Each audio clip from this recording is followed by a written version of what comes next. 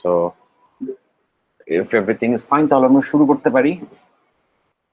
আমার কথা কি শোনা যাচ্ছে এন্ড স্ক্রিনও দেখা যাচ্ছে, right? Everything is fine. G sir. ধন্যবাদ। সো যেইটা ঘটনা সেটা হচ্ছে আজকে আমাদের লেকচার 2। আমরা হচ্ছে যেই জায়গায় এসে আগের দিন থামছিলাম ওখান থেকেই মোর অর লেস শুরু করব। এর আগে কারো কোনো কোয়েশ্চেন আছে? If it's actually basically the part of recording, so মানে কোনো ইনফর্মাল কোয়েশ্চেন থাকলে ক্লাসের শেষে করে নিই আর কি। সো আপাতত মানে ইনফর্মাল ফর্মাল ডাজন্ট ম্যাটার, মানে আউট অফ 221 কোয়েশ্চেন পেলে আর কি। সো আপাতত আমরা তাহলে জাম্প করি। আমরা লাস্ট দিন কোথায় থামছিলাম আপনাদের কি মনে আছে? আচ্ছা, আমরা এখানে থামি নাই অবশ্য। আমরা যেখানে থামছি সেটা হচ্ছে এই জায়গায়। আমরা লাস্ট দিন যেটা দেখছিলাম সেটা হচ্ছে আমরা আমাদের ট্রেডিশনাল যে স্কুলের যে মাল্টিপ্লিকেশনের যে অ্যালগরিদম আছে সেইটা করতে আমাদের রাফলি order of n square operation লাগে। সো এইটুকু কি মনে আছে যে আমাদের রাফলি অর্ডার মানে এন স্কোয়ারটা অপারেশন লাগে, এই জন্য আমরা এটাকে নাম দিচ্ছিলাম অর্ডার অফ এন স্কোয়ার। ঠিক আছে? We are on the same page? G sir. আচ্ছা, থ্যাংক ইউ। সো সেইটা যদি হয়ে থাকে তাহলে আমরা যেটা বলছিলাম যে আমরা বিগুণ নোটেশন নামে একটা জিনিস নিয়ে আসতেছি, যে আমাদের ইনপুটের সাপেক্ষে কতগুলি অপারেশন লাগে ওইটা মাপার জন্য আমরা যে জিনিসটা নিয়ে আসবো সেটা হচ্ছে order. O for order, order of n square operation আমাদের লাগতেছে। তো ফর্মাল ডেফিনিশন আমরা হচ্ছে নেক্সট স্লাইডে দেখবো, মানে এর পরের স্লাইডটা। যাই হোক, আমাদের এন স্কোয়ার অপারেশন লাগে। এখন আমরা আমাদের অ্যালগরিদম টুলকিট আসলে খোলা শুরু করব। যেটা সেটা হচ্ছে যে আমরা আসলে অর্ডার অফ এন স্কোয়ারের চেয়ে বেটার করতে পারি কিনা, যে আমাদের ইনপুট বাড়বে কিন্তু complexity order of n square হবে না, অর্ডার অফ এন স্কোয়ারের চেয়ে কম হবে, আমরা এরকম কিছু করতে পারি কিনা এটা হচ্ছে আমরা দেখবো।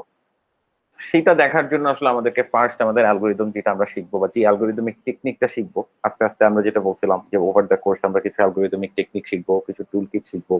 সেইটা ফার্স্ট টুল কিট যেটা সেটা হচ্ছে divide and conquer.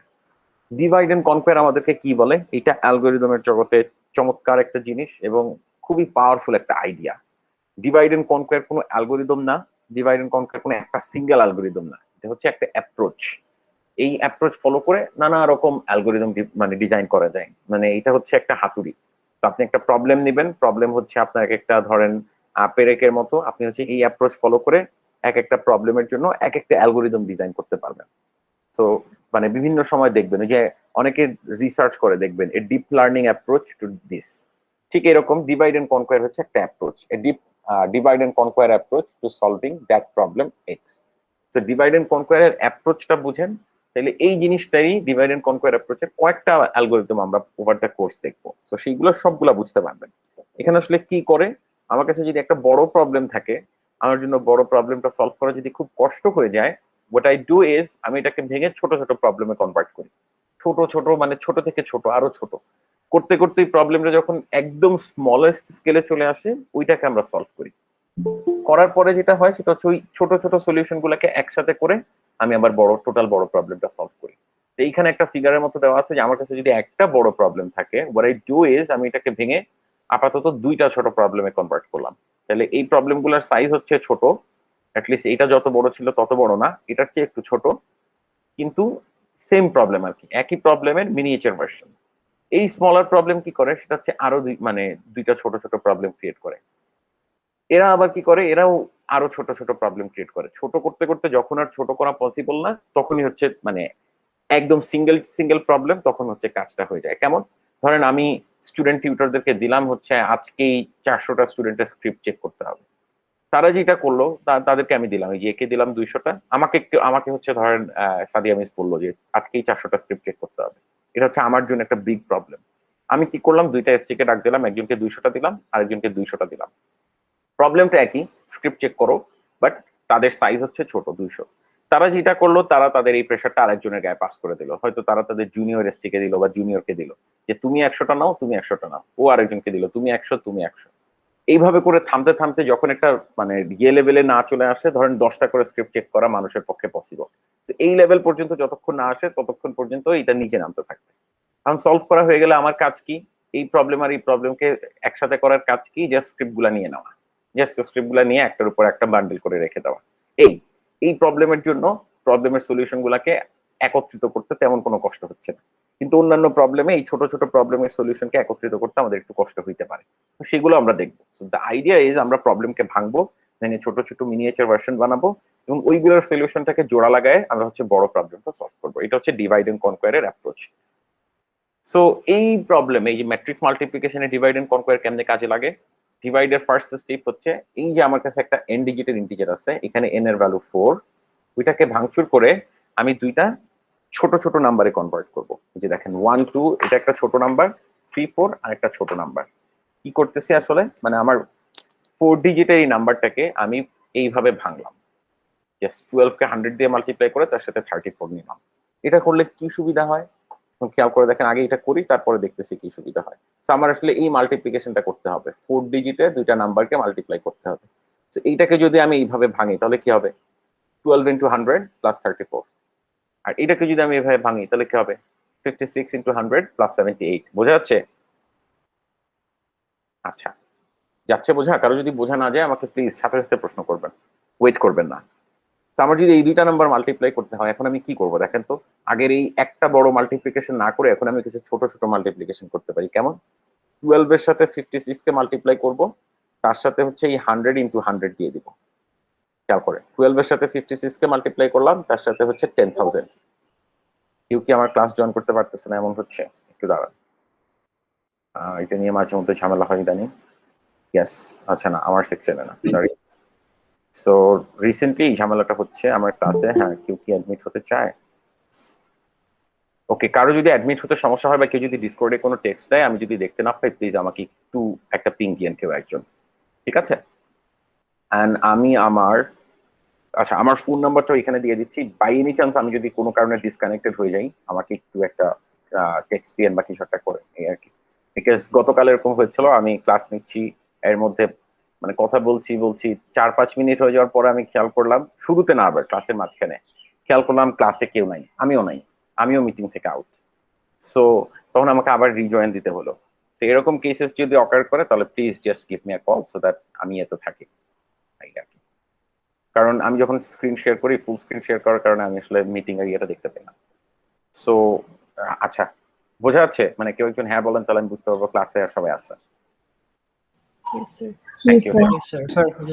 Okay, thank you. আমি যেটা বলছিলাম সেটা হচ্ছে আমি এটাকে যদি এইভাবে ভাঙচুর করি তাহলে যেটা হবে যে 12 এর সাথে 56 কে মাল্টিপ্লাই করবো, তার সাথে 10,000 কে মাল্টিপ্লাই করবো। এখন কোনো একটা নাম্বারকে 10 এর পাওয়ার দিয়ে মাল্টিপ্লাই করা কিন্তু খুব সোজা। জাস্ট নাম্বারটাকে শিফট লেফটে শিফট করে দিলেই হয়ে যায়, বা নাম্বারটার পিছনে যে 4টা জিরো অ্যাড করে দিলেই আসলে হয়ে যায়। তো এই যে এখানে একটা মাল্টিপ্লিকেশন আছে, এই যে এই জিনিসটার সাথে 10,000 এর মাল্টিপ্লিকেশন, এটা আসলে সিগনিফিকেন্ট কিছু না, এটা আমরা এমনি করতে পারবো, এটা আসলে কোনো মাল্টিপ্লিকেশন না, ফার্স্ট কথা। সেকেন্ড কথা হচ্ছে, তাহলে খেয়াল করে দেখেন যে এইটা, এই মাল্টিপ্লিকেশন 12 এর সাথে আবার 78 সেটা মাল্টিপ্লিকেশন, 34 এর সাথে 56 সেটা, আর দিন শেষে 34 আর 78 এইটা। সো খেয়াল করে দেখেন ঘটনাটা কি ঘটলো। আমার কাছে দুইটা 4 ডিজিটের নাম্বার মাল্টিপ্লাই করতে হইতো, একটা মাল্টিপ্লিকেশন। আমি ওইটাকে ভেঙে কি করলাম, 2 ডিজিটের মাল্টিপ্লিকেশনে নিয়ে গেলাম। কিন্তু কয়টা মাল্টিপ্লিকেশন হলো, ছোট ছোট কয়টা মাল্টিপ্লিকেশন হলো? 2 ডিজিটের মাল্টিপ্লিকেশন হলো 4টা। খেয়াল করা যাচ্ছে এই যে এটা একটা, এটা একটা, এটা একটা, এটা একটা।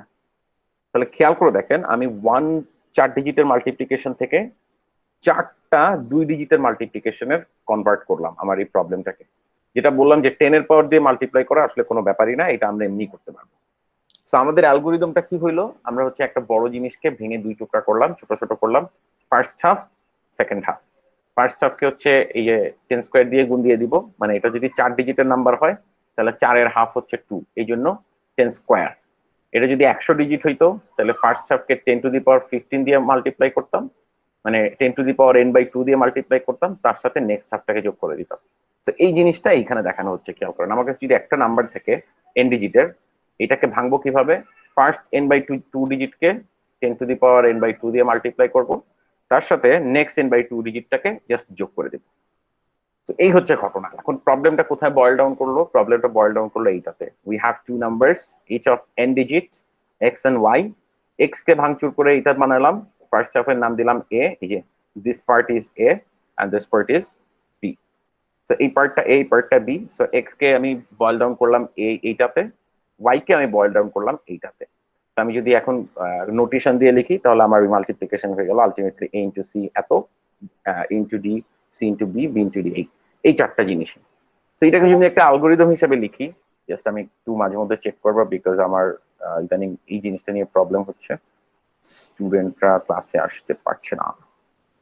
ওকে, I should be stopping this, sorry. Okay, যাই হোক, এই হচ্ছে ঘটনা। সো আমি যদি এটা একটা অ্যালগোরিদম ডিজাইন করি, মানে আমি যদি এটা একটা অ্যালগোরিদম লিখি, একটা সুডো কোড লিখি, তাহলে খেয়াল করেন আমাকে দুইটা নাম্বার দেওয়া আছে এক্স এন্ড ওয়াই। তো ওইটা যদি এক ডিজিটের হয় তাহলে উই আর ফাইন, আমরা সাথে সাথে মাল্টিপ্লাই করে দিব। এক ডিজিটের নাম্বার মাল্টিপ্লিকেশন করতে আমরা সবাই পারি। কিন্তু সেটা যদি না হয় তাহলে আমি এক্স কে এরকম দুইটা ভাগে ভাঙবো। এক্স সেটা হচ্ছে এইভাবে লিখবো আর কি, এক্স কে। তো এ একটা নাম্বার, সেটাও n/2 ডিজিট, বি একটা নাম্বার, সেটাও n/2 ডিজিট। ওয়াই কেও সিমিলারলি ভাঙবো, সি একটা নাম্বার হবে যেটা n/2 ডিজিট, ডি একটা নাম্বার যেটা n/2 ডিজিট। আমি কি করব, চারটা মাল্টিপ্লিকেশনের রেজাল্ট বের করব এইভাবে। তো খেয়াল করেন আমার এই মাল্টিপ্লাই অ্যালগোরিদমটা মানে রান করতে গেলে আমার চারটা রিকার্সিভ কল করতে হচ্ছে, চারটা রিকার্সিভ কল, এবং চারটা ছোট ছোট রিকার্সিভ কল। এটার সাইজ ছিল n, এইটার প্রত্যেকটার সাইজ হচ্ছে n/2। তাহলে আমার ডিভাইড এন্ড কনকোয়ার আমি যে প্রমিসটা করছিলাম সেই প্রমিসটা কিন্তু মানে স্যাটিসফাই হচ্ছে। প্রথম কথা হচ্ছে আমার প্রবলেমটা ডিভাইড হচ্ছে, ছোট হচ্ছে, এটা n ছিল, এটা n/2 হচ্ছে। এবং এই ছোট ছোট প্রবলেম গুলা একত্রিত করে আমি সলভ করতেছি কিভাবে, এই রেজাল্ট গুলো যদি আমার হাতে চলে আসে, এক্স ইন্টু ওয়াই আসলে এই জিনিসটা, এসি রেজাল্ট পেয়ে গেছি ইন্টু 10⁻n। এই মাল্টিপ্লিকেশনটা আসলে মাল্টিপ্লিকেশন বলে কিছু না, এটা খুবই সহজ জিনিস, এটা বললাম। তারপর এডি আর বিসি কে সাম করব, এটাকে 10⁻n/2 দিয়ে মাল্টিপ্লাই করব, তার সাথে বিডি সাম করব। তো আমার এই চারটা মাল্টিপ্লিকেশনের রেজাল্ট পেয়ে গেলেই এক্স ওয়াই পেয়ে গেছি। এই হচ্ছে আমার রাফলি অ্যালগোরিদম, ডিভাইড এন্ড কনকোয়ারের রাফলি একটা অ্যালগোরিদম আমি মাত্র ডিজাইন করলাম।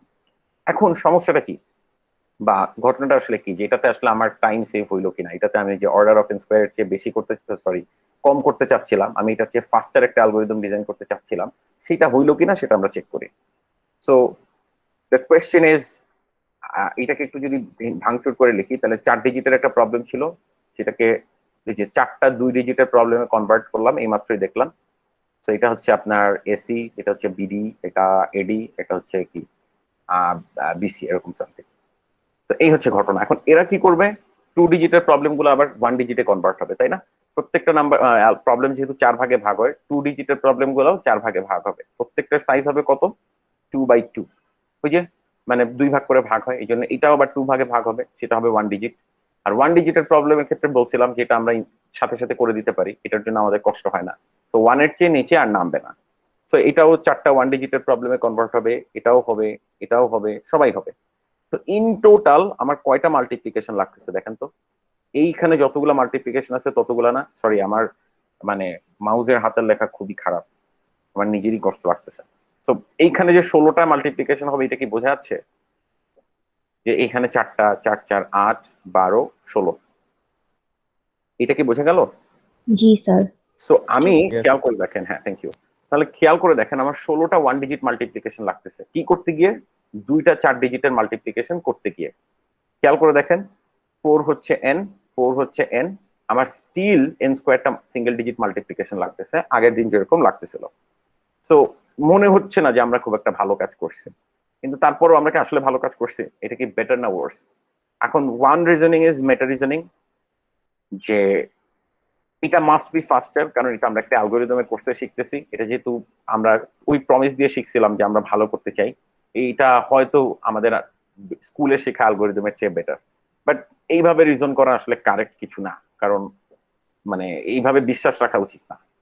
সো আমরা আসলে দেখি যে আসলে কি ঘটনা ঘটতেছে। তো আমরা ওই প্রবলেমটাকে এখন 8 ডিজিটের জন্য কনভার্ট করি, জাস্ট 8 ডিজিটের দুইটা নাম্বার মাল্টিপ্লাই করতেছি। তো সেম আগের মতোই 8 ডিজিটের প্রবলেমটা দুইটা ছোট ছোট 4 ডিজিটে কনভার্ট হবে, আর 4 ডিজিটের গুলো আবার 2 ডিজিটে হবে, 2 ডিজিটের প্রত্যেকটা 1 ডিজিটে হবে। এই প্রবলেমটাই কিন্তু আমরা একটু আগে সলভ করে আসছি, তাই না? একটু আগে যে এরকম একটা ফিগার দেখলাম, এটা 4 ডিজিটের জন্য ছিল না? Yes, sir. Yes, জি sir. স্যার। তো ঘটনা যেটা হচ্ছে দেখেন, এই জিনিসটা কিন্তু আমরা অলরেডি সলভ করে আসছি একটু আগে, সেইটাকে আমরা একটু বড় করে আবার দেখাচ্ছি। এই যে এইটা আমরা একটু আগে সলভ করে আসছি, সেইটাতে আমার 16টা 1 ডিজিট মাল্টিপ্লিকেশন লাগতেছিল। গুড। সো তাহলে খেয়াল করে দেখেন, এটার জন্য 16, এটার জন্য 16, 16 16, চারটা 16 আমরা যদি অ্যাড করি তাহলে হয় 64, তাই না? তো আমার 64টা সিঙ্গেল ডিজিট মাল্টিপ্লিকেশন লাগতেছে, খেয়াল করে দেখেন। কিন্তু আমি কি মাল্টিপ্লাই করতে চাচ্ছি, দুইটা 8 ডিজিটের নাম্বার। 8 এর স্কোয়ার হচ্ছে 64, এগেইন আমার 64টা সিঙ্গেল ডিজিট মাল্টিপ্লিকেশন লাগতেছে। তো আমি আপনাদেরকে কনভিন্স করার চেষ্টা করতেছি যে এটা 4 হোক 8 হোক আরো বড় বড় কেসও যদি হয়, দিন শেষে আমার আগের মতোই n স্কোয়ারটা মাল্টিপ্লিকেশন লাগতেছে। তো খুব একটা উপকার আমি এখানে করি নাই। তারপরেও আমি এবার আসেন, মানে এটা তো মানে একটা আইডিয়া দিলাম, বাট এবার আসেন অ্যানালিটিক্যালি বোঝার চেষ্টা করি ঘটনাটা কি হয়। তো অ্যানালিটিক্যালি বুঝতে গেলে আমাদের যেটা লাগবে সেটা হচ্ছে লগারিদম। এখন আপনারা কি লগারিদম চিনেন? লগারিদম চিনেন না বা লগারিদম বুঝতে প্রবলেম হয় এমন কি কেউ আছেন? মানে অনেস্টলি বলতে পারেন, কোনো সমস্যা নাই, বিকজ লগারিদম বুঝতে সমস্যা আসছে। হওয়াটা বেশ স্বাভাবিক, মাঝে মধ্যে আমার নিজেরই সমস্যা হয়। সো তারপরেও আমি আপনাদেরকে এখানে একটা আইডিয়া দিচ্ছি, কারণ এটা শুধু আমার এই প্রবলেম বুঝতে গেলে না, এই কোর্সের একটা বড় কন্টেন্টের লগ লগ টাইপের কিছু জিনিসপত্র আছে, লগ আছে।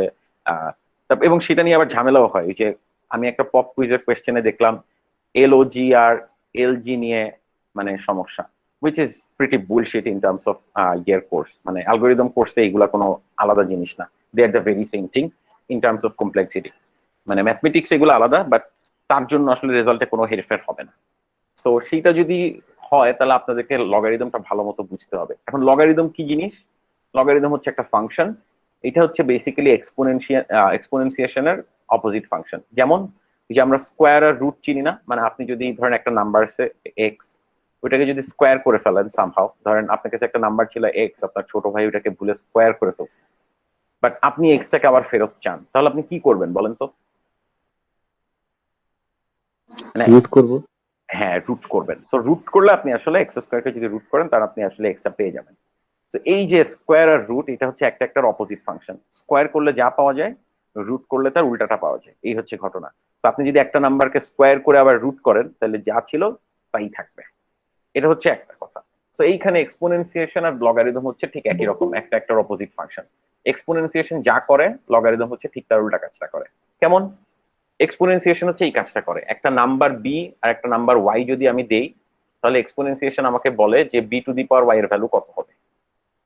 B to the power Y এর ভ্যালুটা কত হবে, এটাই হচ্ছে আমার কোয়েশ্চেন। আমি যদি একটা নাম্বার বি দেই বেজ আর একটা নাম্বার ওয়াই দেই পাওয়ার, তাহলে আমাকে এক্সপোনেনসিয়েশন ফাংশনটা যেটা বলে, ওর দুইটা ইনপুট, ও যেটা বলে সেটা হচ্ছে B to the power Y এর ভ্যালু কত। বোঝা যাচ্ছে? আমাকে এক্সট্রা রিপ্লাই দেয়। তো এই ইকুয়েশনে আমি যদি বি আর ওয়াই বলি, এক্সপোনেনসিয়েশন ফাংশনটা আমাকে বি আর ওয়াই বলে দিলে এক্স কে রিপ্লাই দেয়। বোঝা যাচ্ছে? এইটুকু বোঝা গেছে? এটা কিন্তু ইম্পর্টেন্ট কথা। তো এক্সপোনেনসিয়েশন ফাংশনটাতে ইনপুট হচ্ছে বি এন্ড ওয়াই, আউটপুট হচ্ছে দ্য এক্স, এই ইকুয়েশনে দ্য এক্স। লগারিদম হচ্ছে ঠিক উল্টা কাজটা করে। এখন কেউ যদি আপনাকে বলে যে হ্যাঁ আমি এক্সটা জানি, বিটা জানি, কিন্তু আমি ওয়াইটা জানি না, আমাকে ওয়াইটা কেউ বের করে দাও। তো লগারিদম হচ্ছে ঠিক ওই কাজটা করে। লগারিদমে বেস বি বলে দিলে, এক্স বলে দিলে, ও আমাকে ওয়াইটা উত্তর দেয়। ওয়াইটা কি বলেন তো? এই ইকুয়েশন থেকে আপনি দেখতে পারবেন যে বি এর পাওয়ার হিসেবে আসলে ওয়াই কে যদি আমি বসাই তাহলে সংখ্যাটা কত দাঁড়ায়। বি এর পাওয়ার হিসেবে যদি আমি ওয়াই কে বসাই সংখ্যাটা কত হচ্ছে? এক্স। এক্স। সো খেয়াল করে দেখেন, এই যে লগারিদমটা, এটা একটা কোয়েশ্চেন। লগারিদম তো আমাকে একটা কোয়েশ্চেন পোজ করে যে বি এর পাওয়ার হিসেবে কত বসাইলে, এই যে বি এর পাওয়ার হিসেবে কত বসাইলে the resultant will be x.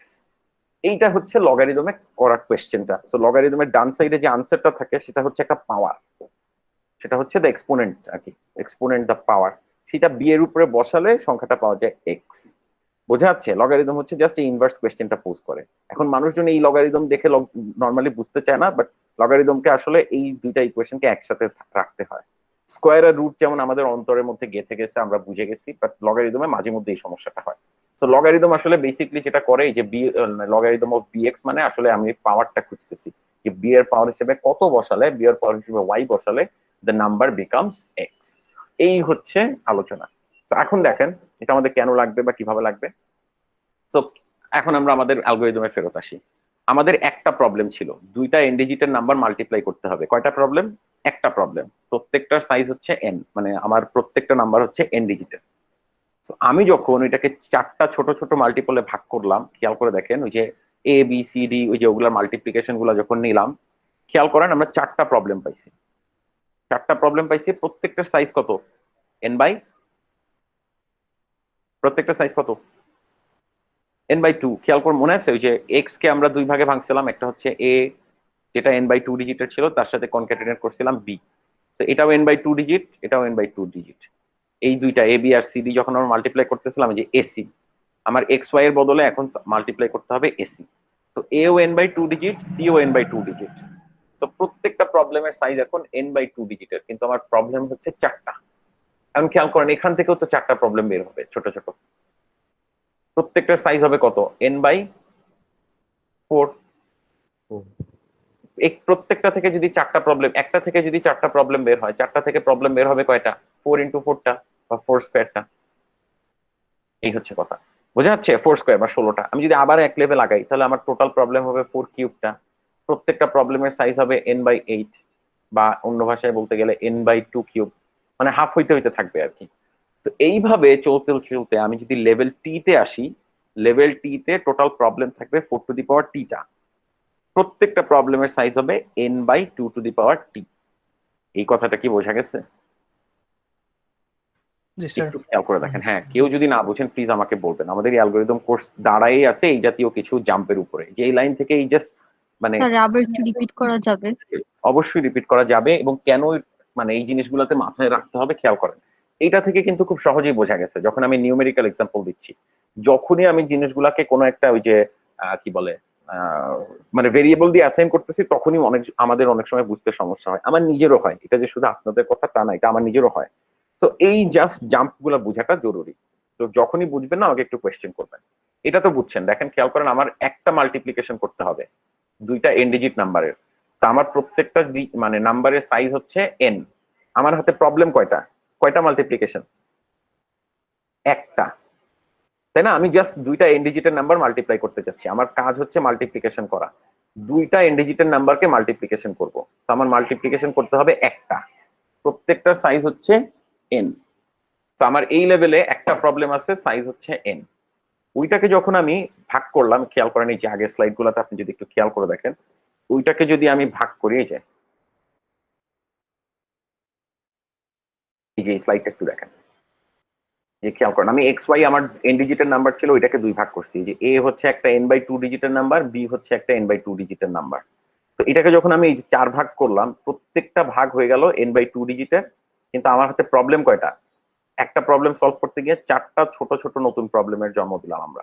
তো এইখানে খেয়াল করে দেখেন এই যে, তো এই ইকুয়েশনটাতে যদি এখন আমি আসি, এই ফিগারটাতে যদি আসি, স্যার ওই প্রিভিয়াস স্লাইডে যে 10⁻n/2 ছিল ওইটার কাজ কি?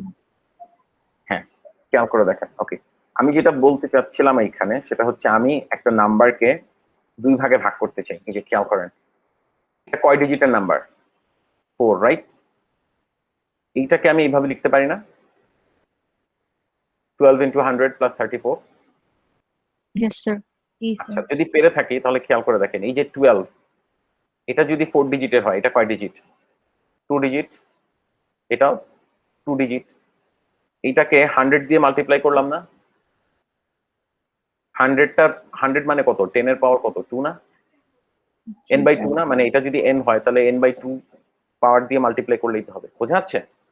তাহলে একটা n ডিজিটের নাম্বার থাকে, ওইটাকে আমি যদি দুই ভাগ করতে চাই, n বাই 2 ডিজিটের দুই ভাগে ভাগ করতে চাই, তাহলে a n বাই 2 ডিজিটের একটা নাম্বার, সেইটাকে 10⁻n/2 দিয়ে মাল্টিপ্লাই করতে হবে, তার সাথে হচ্ছে বিটা অ্যাড করতে হবে। এই জিনিসটা আমি তোকে বলছিলাম একটু। হ্যাঁ, তো এই হচ্ছে কথা, তো সমস্যা নেই, এই হচ্ছে ঘটনা। তো এইটা যদি হয়ে থাকে, এখন তো বুঝছেন n/2 কোথেকে আসছে? জি স্যার।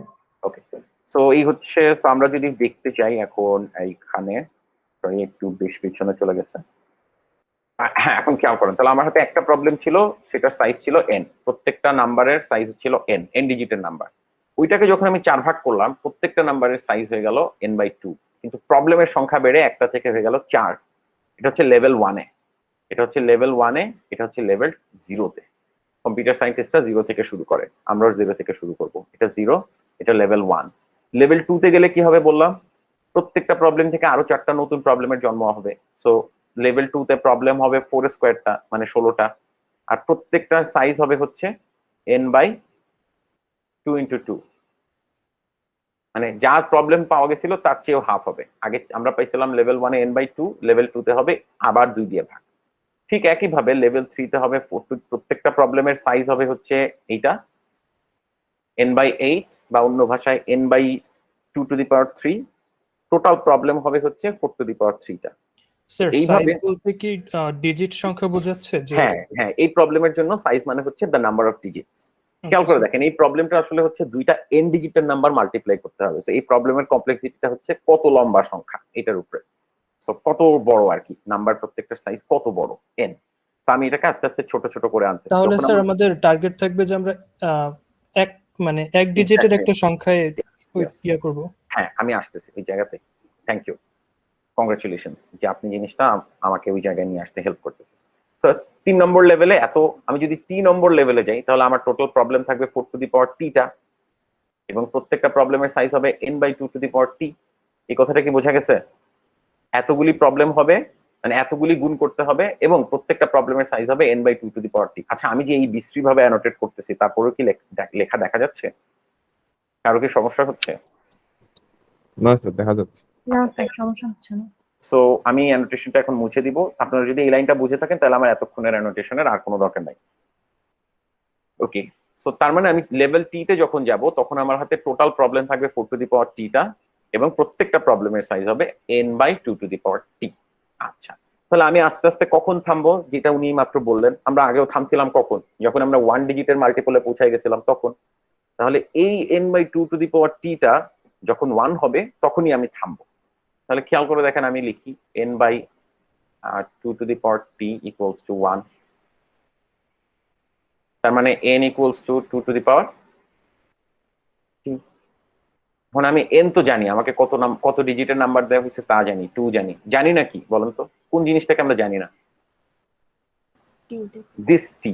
একটু আগেই কিন্তু লগারিদমে আমি জিজ্ঞেস করে আসছি যে বেজ আমাকে কি বলে, 2 আর টি বলে দিলে এনটা দেয়, 2 এর উপরে টি পাওয়ার বসায় এনটা দেয়। কিন্তু আমি কত সংখ্যা সেটাও জানি, এন জানি, 2 জানি, জানি না শুধু টি। সেটার জন্য আমার কি লাগবে দেখেন তো, লগারিদম লাগবে। খেয়াল করেন, আমি বি জানি, আমি এন জানি, জানি না শুধু এইটা। সেইটা বের করার জন্য আমার কি লাগবে, লগারিদম অ্যাপ্লাই করতে হবে। যে B base logarithm X apply করলে আমি হচ্ছে ওই পাওয়ারটা পেয়ে যাব, এই যে পাওয়ারটা পেয়ে যাব। বোঝা যাচ্ছে? তো এই সেম জিনিস আমি যদি এইখানে অ্যাপ্লাই করি তাহলে টি পেতে গেলে আমার কি করতে হবে, লগ অ্যাপ্লাই করতে হবে। এই জিনিসটাকে আমি বুঝাইতে পারতেছি? জি স্যার। এই জিনিসটা একটু খেয়াল রাখবেন, এবং যারা মানে লেকচার ভিডিও দেখবেন পরে প্লিজ একটু ভালো করে দেখবেন, কারণ তাতে মানে এটা আসলে অনেকের প্রবলেম হয়, বেশ প্রবলেম হয়। আমার নিজেরও হতো আমি যখন স্টুডেন্ট ছিলাম। স্যার আরেকটা প্রবলেম হচ্ছে, সেটা হচ্ছে যে যদি আমাদের ডিজিট সংখ্যা ইভেন না হয়, যদি অড হয়। চমৎকার প্রবলেম, মানে আপনি যে আমার লেকচার ফলো করতেছেন সেটা এখান থেকে বোঝা যাচ্ছে। দেখেন, আপনি একটু খেয়াল করলে দেখবেন, ওই যে আমরা দুইটা প্রাণীর সাথে আপনাদেরকে পরিচয় করা দিয়েছিলাম, একটা হচ্ছে অ্যাবস্ট্রাকশন চায় আর একটা হচ্ছে ডিটেইল চায়। সো এই যে অ্যাবস্ট্রাকশন যে হচ্ছে ডিটেইল চায়, সে কিন্তু আমাদেরকে এইখানে বিরক্ত করছিল। এই যে আমি এইভাবে ভাগ করছি, খেয়াল করে দেখেন, ও কিন্তু আমাকে মানে বলে দিছে যে তুমি তো এই কথাটা বলো নাই যে সাপোজ এন ইজ ইভেন। তো আমি কিন্তু ইন্টেনশনালি এই জিনিসটা স্কিপ করছি, বিকজ মানে এই জিনিসটা তখনই করা যাবে যখন এন ইভেন হবে, কিন্তু ইভেন না হলে যাচ্ছে। জি, কেউ একজন জয়েন করতে যাচ্ছে? আচ্ছা, থ্যাংক ইউ। আমি একটু দাঁড়ান। ওকে, সো ডিসকার্ড করতে হবে। এই জিনিসটা কেন হয় I am not sure. If anybody is texting here, কোথায় জয়েন করতে চাচ্ছেন? পারমিশন লাগে, লাইক পারমিশন মানে অ্যাডমিট দিতে হয়, আপনি সেটা বলছেন? Yes sir. আমার যে এখানে বারবার ম্যানুয়ালি আপনাকে না, আপনারা যে জয়েন করছেন আমি তো কাউকে পারমিট করি নাই, বিকজ এই যে I have that magic extension, এটা তো সব সময় কাজ করা উচিত, মাঝে মধ্যে কেন কাজ করছে না I have no idea. Yes, I should maybe ওই ইমেলটা ছিল না। জি, মেবি যে ইমেল দিয়ে জয়েন করতে যাচ্ছে ওই ইমেল তো ওই এক্সটেনশনে ছিল না। ওইটা এক্সটেনশনের উপরে ডিপেন্ড করে। স্যার এটা আসলে টাইম লাগে, আমি অনেকক্ষণ। জি বলেন, আপনি অনেকক্ষণ। এই যে দেখেন, আমি আমি অনেকক্ষণ ধরে ট্রাই করছিলাম, 5 মিনিট পর। সরি 5 মিনিট পর স্যার অ্যাডমিট করে।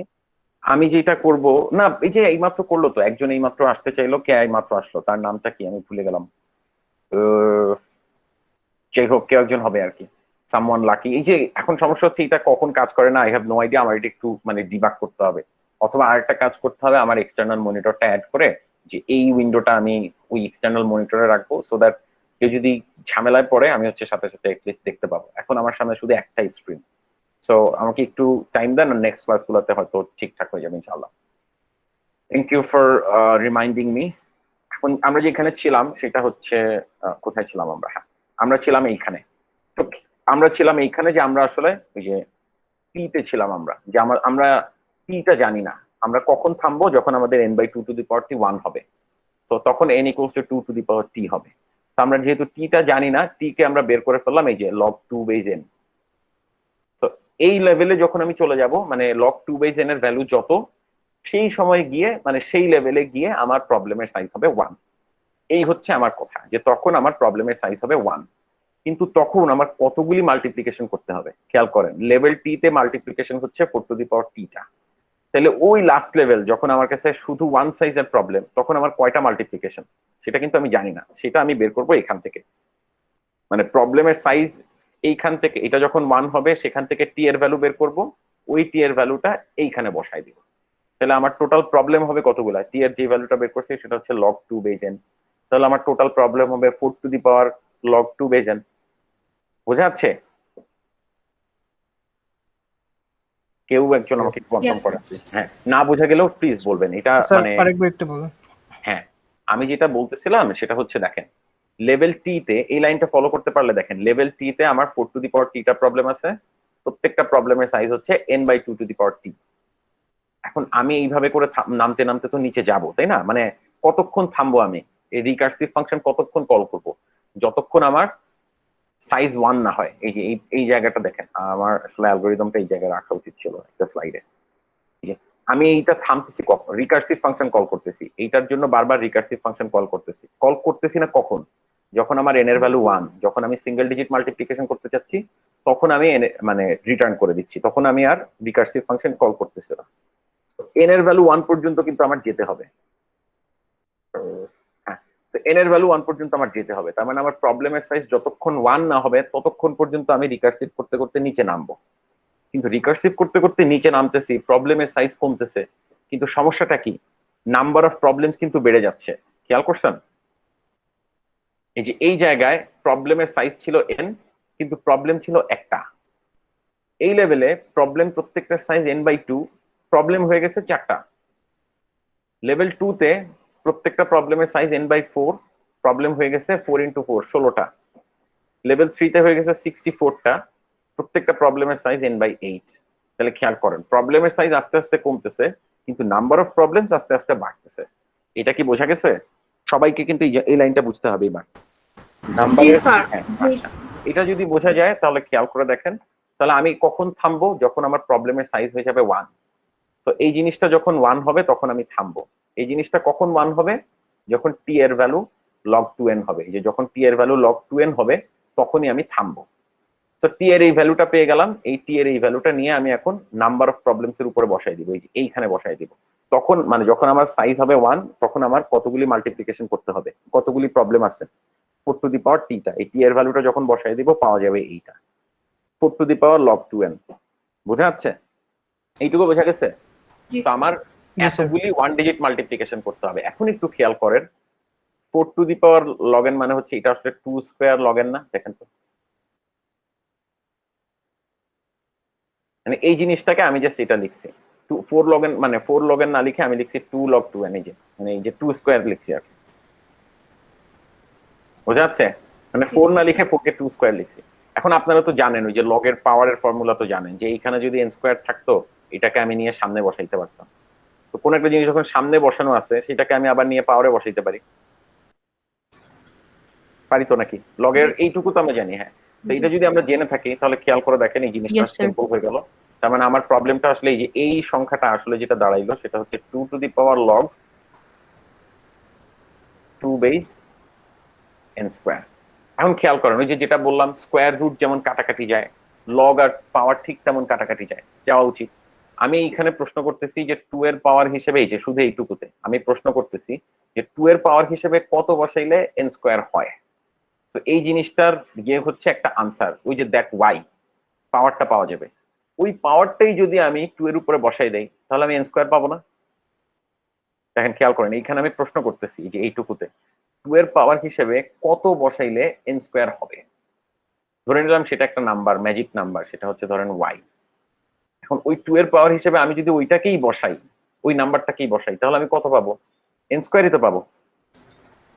কাইন্ড অফ এটা হচ্ছে ওই যে ইয়ার মতো আর কি, যে জাস্ট এইখানে যে অ্যানালজিটা দিলাম লগারিদমের মতো, এইটাই যে আমি যদি এখন এখানে আমি যেটা যাচ্ছি সেটা হচ্ছে এইখানে কোয়েশ্চেন করতেছি হচ্ছে বি এর পাওয়ার হিসেবে কত বসাইলে এক্স হবে। এখন বি এর পাওয়ার হিসেবে আমি যদি এই ওয়াইটাকেই বসাই দিই তাহলে আমি এক্সই তো পাবো। সেম কথা আমি এখানেও বলতেছি যে 2 এর পাওয়ার হিসেবে কত বসাইলে n স্কয়ার হয়। তো এই পুরো জিনিসটাকে, ওই পাওয়ারটাকেই আমি যদি 2 এর পাওয়ার হিসেবে বসাই দেই তাহলে আমি n স্কয়ারই পাবো। এই হচ্ছে কথা, যে 2 এর পাওয়ার হিসেবে আমি যদি কমপ্লিটলি ওই জিনিসটাকে বসাই দিই তাহলে আমি n স্কয়ার পাবো। সো এইটাকে এইভাবে লেখা যায়, সেইটাকে এইভাবে লেখা যায়। এই তার মানে আমার হচ্ছে স্টিল, আমি থিওরিটিক্যালিও প্রুফ করতে পারি যে আসলে আমার স্টিল n স্কয়ারটা প্রবলেমই হবে। তো এতক্ষণ ধরে আমি যা বললাম সেম কথাই আসলে আবার থিওরিটিক্যালি প্রুফ করলাম, যে এইভাবে ডিভাইড এন্ড কনকোয়ার করেও খুব একটা লাভ আমি করতে পারি নাই। এত যন্ত্রণা করলাম, ডিভাইড এন্ড কনকোয়ারের মতো নতুন একটা অ্যাপ্রোচ শিখলাম, ছোট ছোট ভাগে ভাগ করলাম, স্টিল আমার n স্কয়ারটা মাল্টিপ্লিকেশন লাগতেছে, খুব একটা লাভ আমি করতে পারি নাই। কিন্তু এখানে একটা চমৎকার ইয়ে আছে, খেয়াল করে দেখেন। এখন আবার প্রবলেমটাতে ফেরত আসেন। কারতসুবা নামের একজন লোক, সে বের করছে যে আমরা বেটার করতে পারি। কিভাবে বেটার করতে পারি? এইটুকু পর্যন্ত আমরা একটু আগেই দেখছি যে আমার যদি দুইটা নাম্বার থাকে ওইটাকে ছোট ছোট ভাগে ভেঙে, এই যে এ বি সি ডি এগুলো হচ্ছে জি স্যার n স্কয়ার ওটা কিভাবে আসে একটু আবার বলা যাবে? অবশ্যই বলা যাওয়া উচিত। আমি বলতে চাচ্ছি যে এইটুকু তো বুঝছেন যে আমার টি এর ভ্যালু হচ্ছে log 2n, এটাকে আমি জি স্যার। তাহলে হ্যাঁ, নাম্বার অফ প্রবলেমস হচ্ছে আমার লেভেল 1 এ, সরি, যখন আমার প্রবলেমের সাইজ 1 তখন আমার এতগুলি মাল্টিপ্লিকেশন করতে হবে। তো এটা হচ্ছে 4 two the power log 2n। তো 4 two the power log 2n কে আমি এটা লিখতে পারি না 2 to the power 2 log n জি স্যার।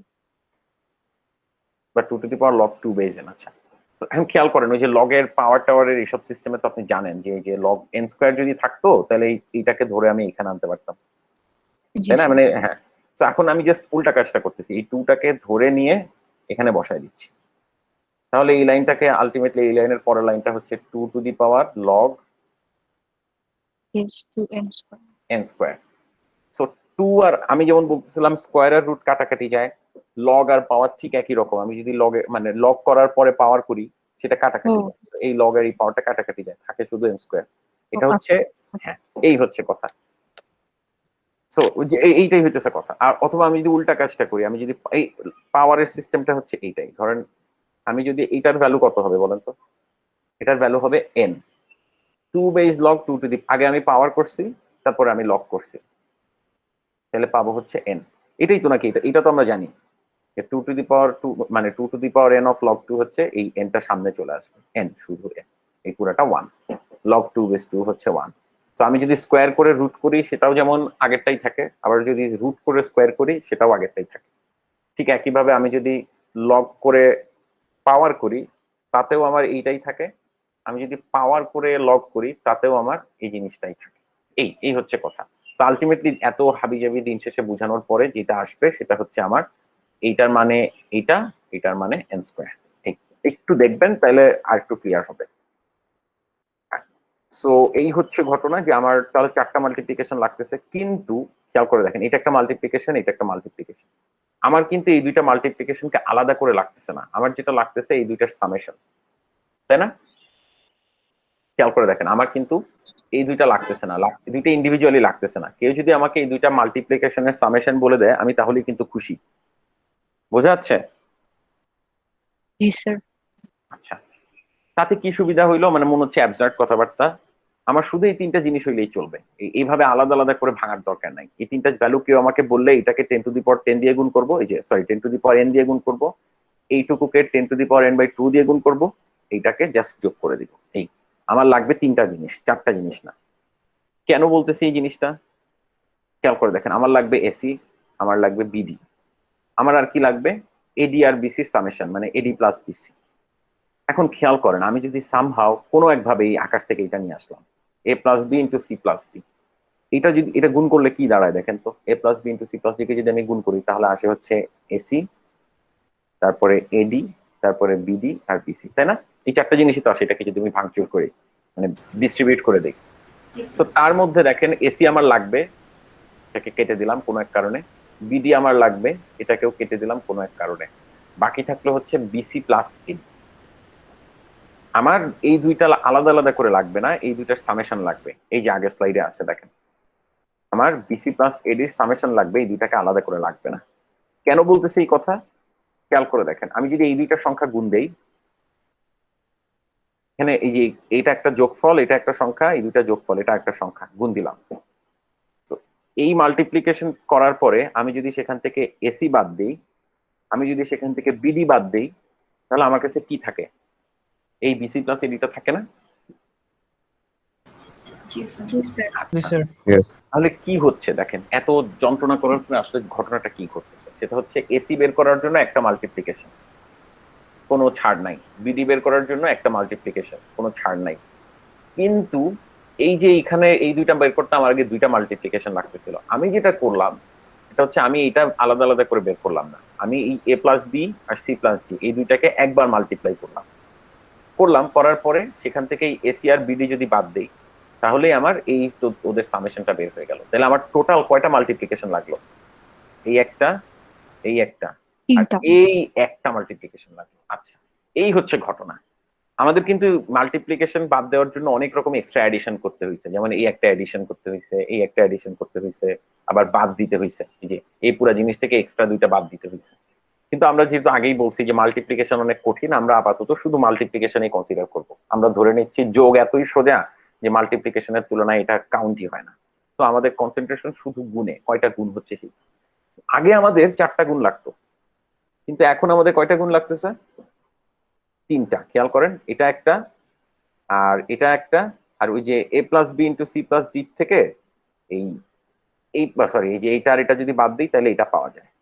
তো আমরা ওই বিশ্বাসের উপরে ভর করে এই দুইটা আলাদা আলাদা করে বের না করে এই দুইটার সামেশন বের করব, এইভাবে বাদ দিয়ে দিয়ে, মানে এই দুইটা যোগ করব, মানে এ প্লাস বি আর সি প্লাস ডি গুণ করব, করে ওখান থেকে এইগুলা বাদ দিয়ে দিব, তাইলে আমরা এটা পেয়ে যাব।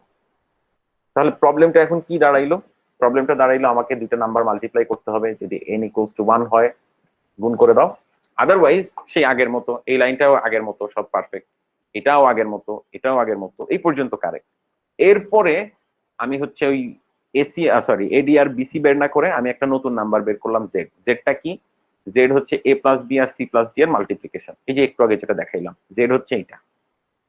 আমি এই মাল্টিপ্লিকেশনটা বের করব, করে থামবো। কিভাবে? এখন এক্স ওয়াই কিভাবে পাবো? এসি থাকবে, এটাকে 10⁻n দিয়ে মাল্টিপ্লাই, জেড থেকে এসি বাদ, জেড থেকে বিডি বাদ, তাইলেই কিন্তু জেড এ আসলে এডি প্লাস বিসি থাকবে। বোঝা যাচ্ছে আমি কি বলতে চাচ্ছি? একটু তাড়াতাড়ি বলতেছি, কিন্তু আপনারা কি আমার কথা বুঝতে পারছেন? জি স্যার। আচ্ছা, মানে আমি কি খুব কঠিন কথা বলছি? এইটা মানে অ্যাপার্ট ফ্রম দিস, মানে আমার পেজ কি ধরা যাচ্ছে?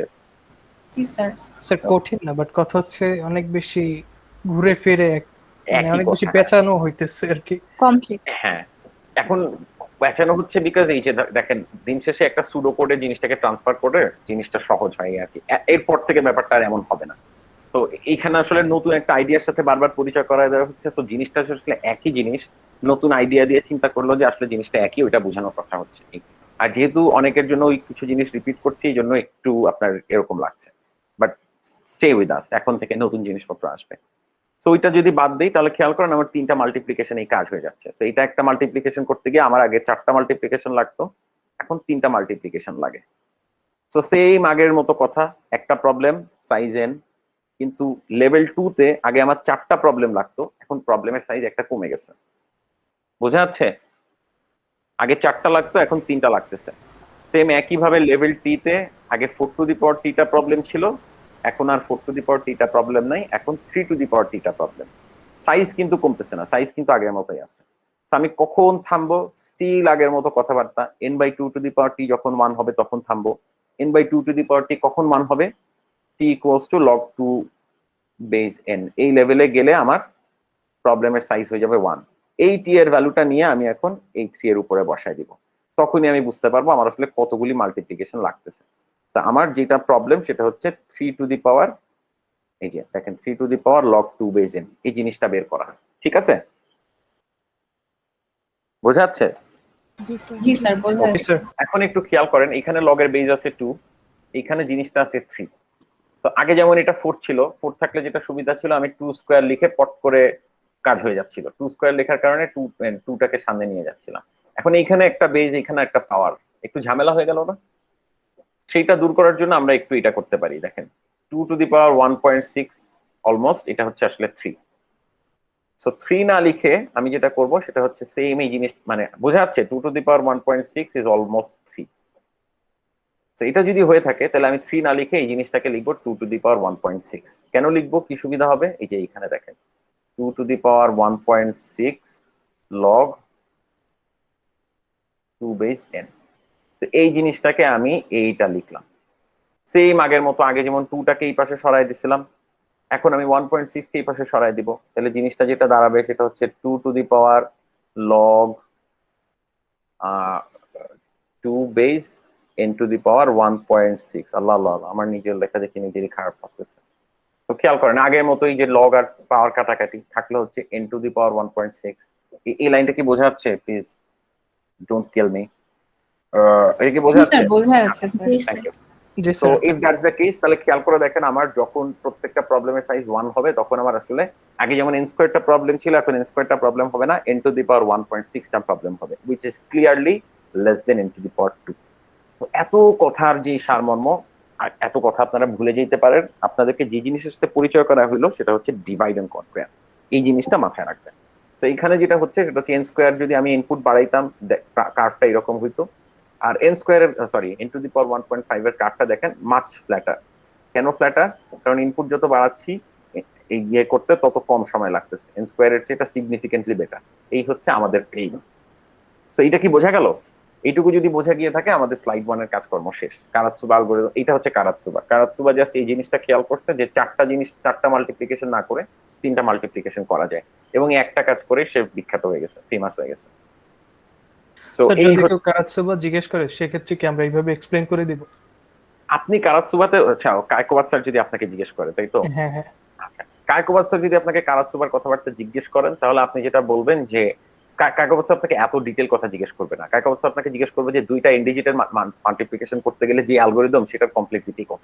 আপনি বলবেন, আপনি স্যারের সেকেন্ড প্রশ্নের জন্য ওয়েট করবেন। আপনি বলবেন যে স্যার আমরা স্কুলে বা কলেজে যে অ্যালগরিদম শিখে এসেছি সেটার complexity order of n square, আমরা divide and conquer approach use করতে পারি, তাতে still order of n square, but কারাতসুবার অ্যালগরিদম যদি আমরা ফলো করি তখন জিনিসটা order of n to the power 1.6। Sir আর দ্বিতীয় কোনো প্রশ্ন না করে আপনাকে হায়ার করবে, যদি ওই হায়ারিং কমিটিতে স্যার থাকে, আমি গ্যারান্টি দিয়ে বলতে পারি। স্যার বলবে যে এই ছেলেটিকেই আমরা খুঁজছি। যাই হোক, মানে যেহেতু এটা রেকর্ড হচ্ছে আমি কমপ্লিটলি স্যারের ইয়েতে যাচ্ছি না, বাট আমি স্যারকে বেশ ভালো মতো কপি করতে পারি। সো এই হচ্ছে ঘটনা। সো এই হচ্ছে আমাদের স্লাইড 1 শেষ। এইখানে আমরা নতুন একটা অ্যালগরিদমিক টেকনিক শিখলাম, সেটার নাম হচ্ছে ডিভাইড এন্ড কনকোয়ার, যেটা ওভার দ্য কোর্স আমরা ইউজ করব। এই হচ্ছে কথা। এখন আসেন আমরা লেকচার 2 তে যাই। Just a minute. ওইটা একটু মানে ওভার দ্য ইয়ে ছিল, বিকজ কি বলে, আর একই জিনিস বারবার ছিল, এইখানে আর সমস্যা হবে না। তো আমরা আগের দিন কারাতসুবা শিখছি, আগের দিন ধরে নিচ্ছি, এটা আসলে নতুন স্লাইড। তো আমরা আজকে ফার্স্টেই যেটা শিখবো সেটা হচ্ছে সর্টিং। আমরা ওয়ার্স্ট কেস অ্যানালাইসিস হাবিজাবি শিখবো, কিন্তু সেইগুলা শেখার আগে কাদেরকে আমরা অ্যানালাইসিস করতেছি সেই রকম জিনিসপত্র একটু শিখে নিন। দেখেন যে এটা আসলে আপনাদের বুঝতে সুবিধা হয় কিনা। আমাকে যদি জাজ করতে হয়, লেটস জাজ আফটার দিস উইক, ঠিক আছে? মানে এইটা নিয়ে ভয় টয় পেন না যে ওই ক্লাস এটা শিখাচ্ছে, আমরা এটা শিখতেছি কেন বা কি হবে। আমি আসলে সিলেবাসই কভার করতেছি, just in a different order.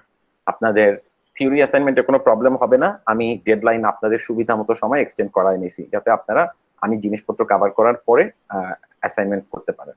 Lab অ্যাসাইনমেন্টেও খুব একটা সমস্যা হওয়ার কথা না, ঠিক আছে? ল্যাব অ্যাসাইনমেন্টে তেমন কোনো কঠিন জিনিসপত্র দেওয়া হয় নাই।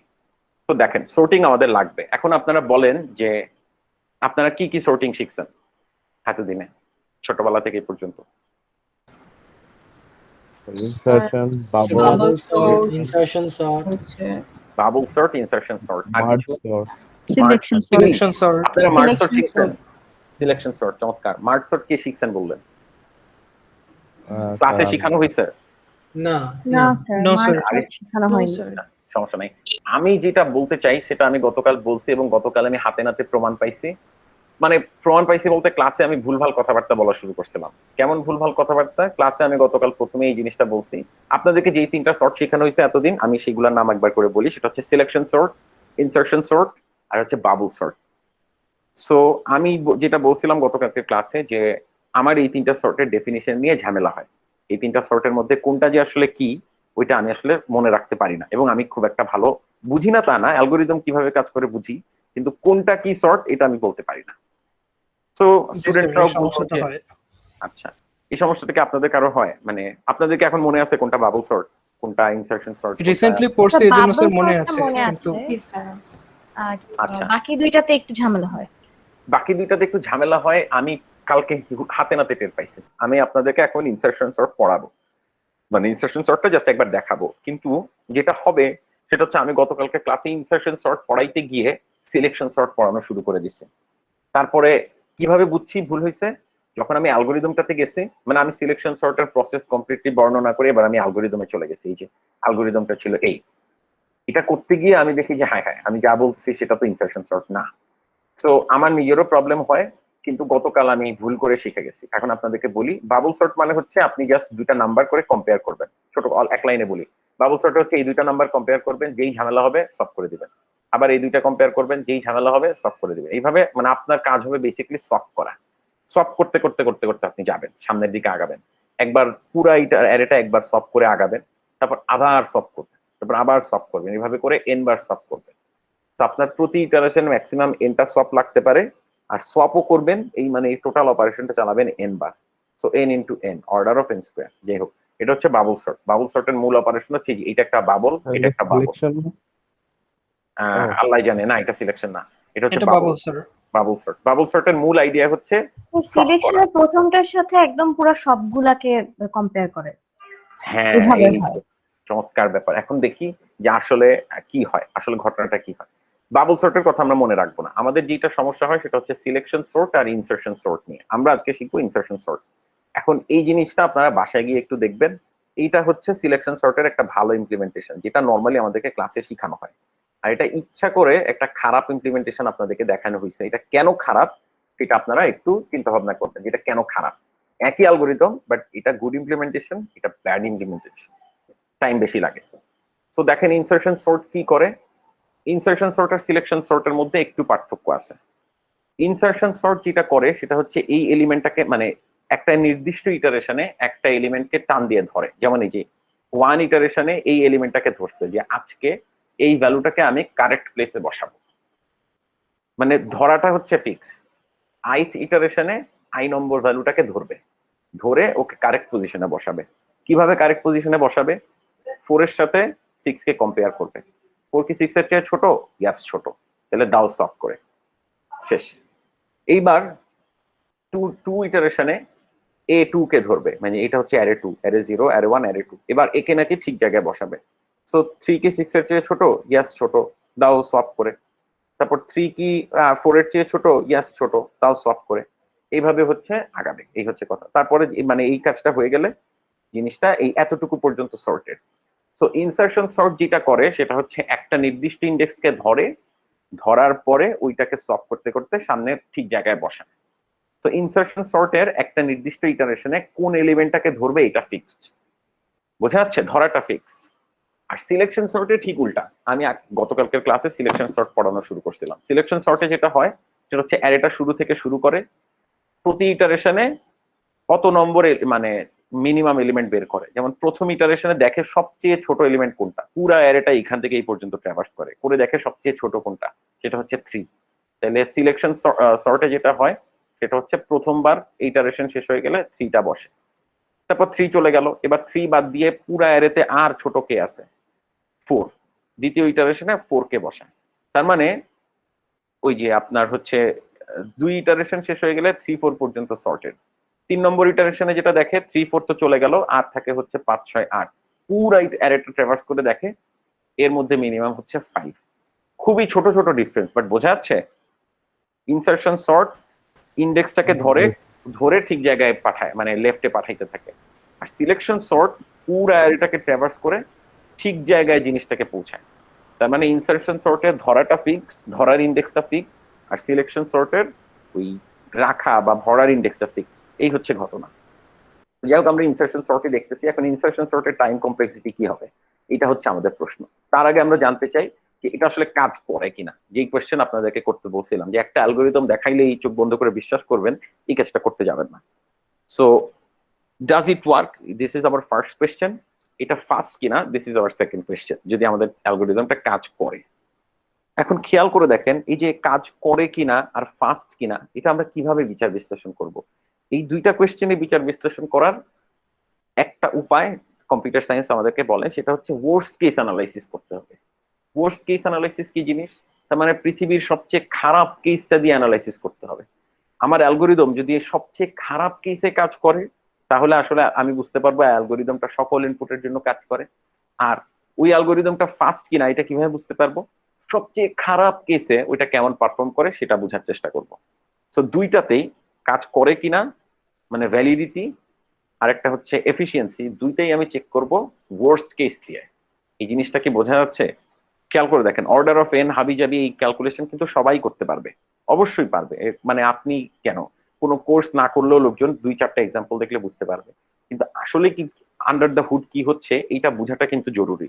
কেন ওয়ার্স্ট কেস, কেন বিগ ও, এই জিনিসগুলোর কোয়েশ্চেন কিন্তু আপনাদেরকে আনসার করতে পারতে হবে। তো ওয়ার্স্ট কেস অ্যানালাইসিস আমরা করব কারণ আমরা একটা অ্যালগোরিদমের ভ্যালিডিটি মেক শিওর করতে চাই। সো আচ্ছা, তো আমরা ক্লেম করতেছি ইনসারশন সর্ট কাজ করে, এটার একটা প্রুফ এখানে দেওয়া আছে, এটা আপনাদের দেখা লাগবে না। তো প্রুফ মানে হচ্ছে এটা উই নো যে আসলে কিভাবে কাজ করে, একটা নির্দিষ্ট ইটারেশনে একটা নির্দিষ্ট ভ্যালুকে ধরে ধরে ঠিক জায়গায় পাঠিয়ে দেয়। এই জিনিসটা বারবার করলে কাজ হয়ে যায়।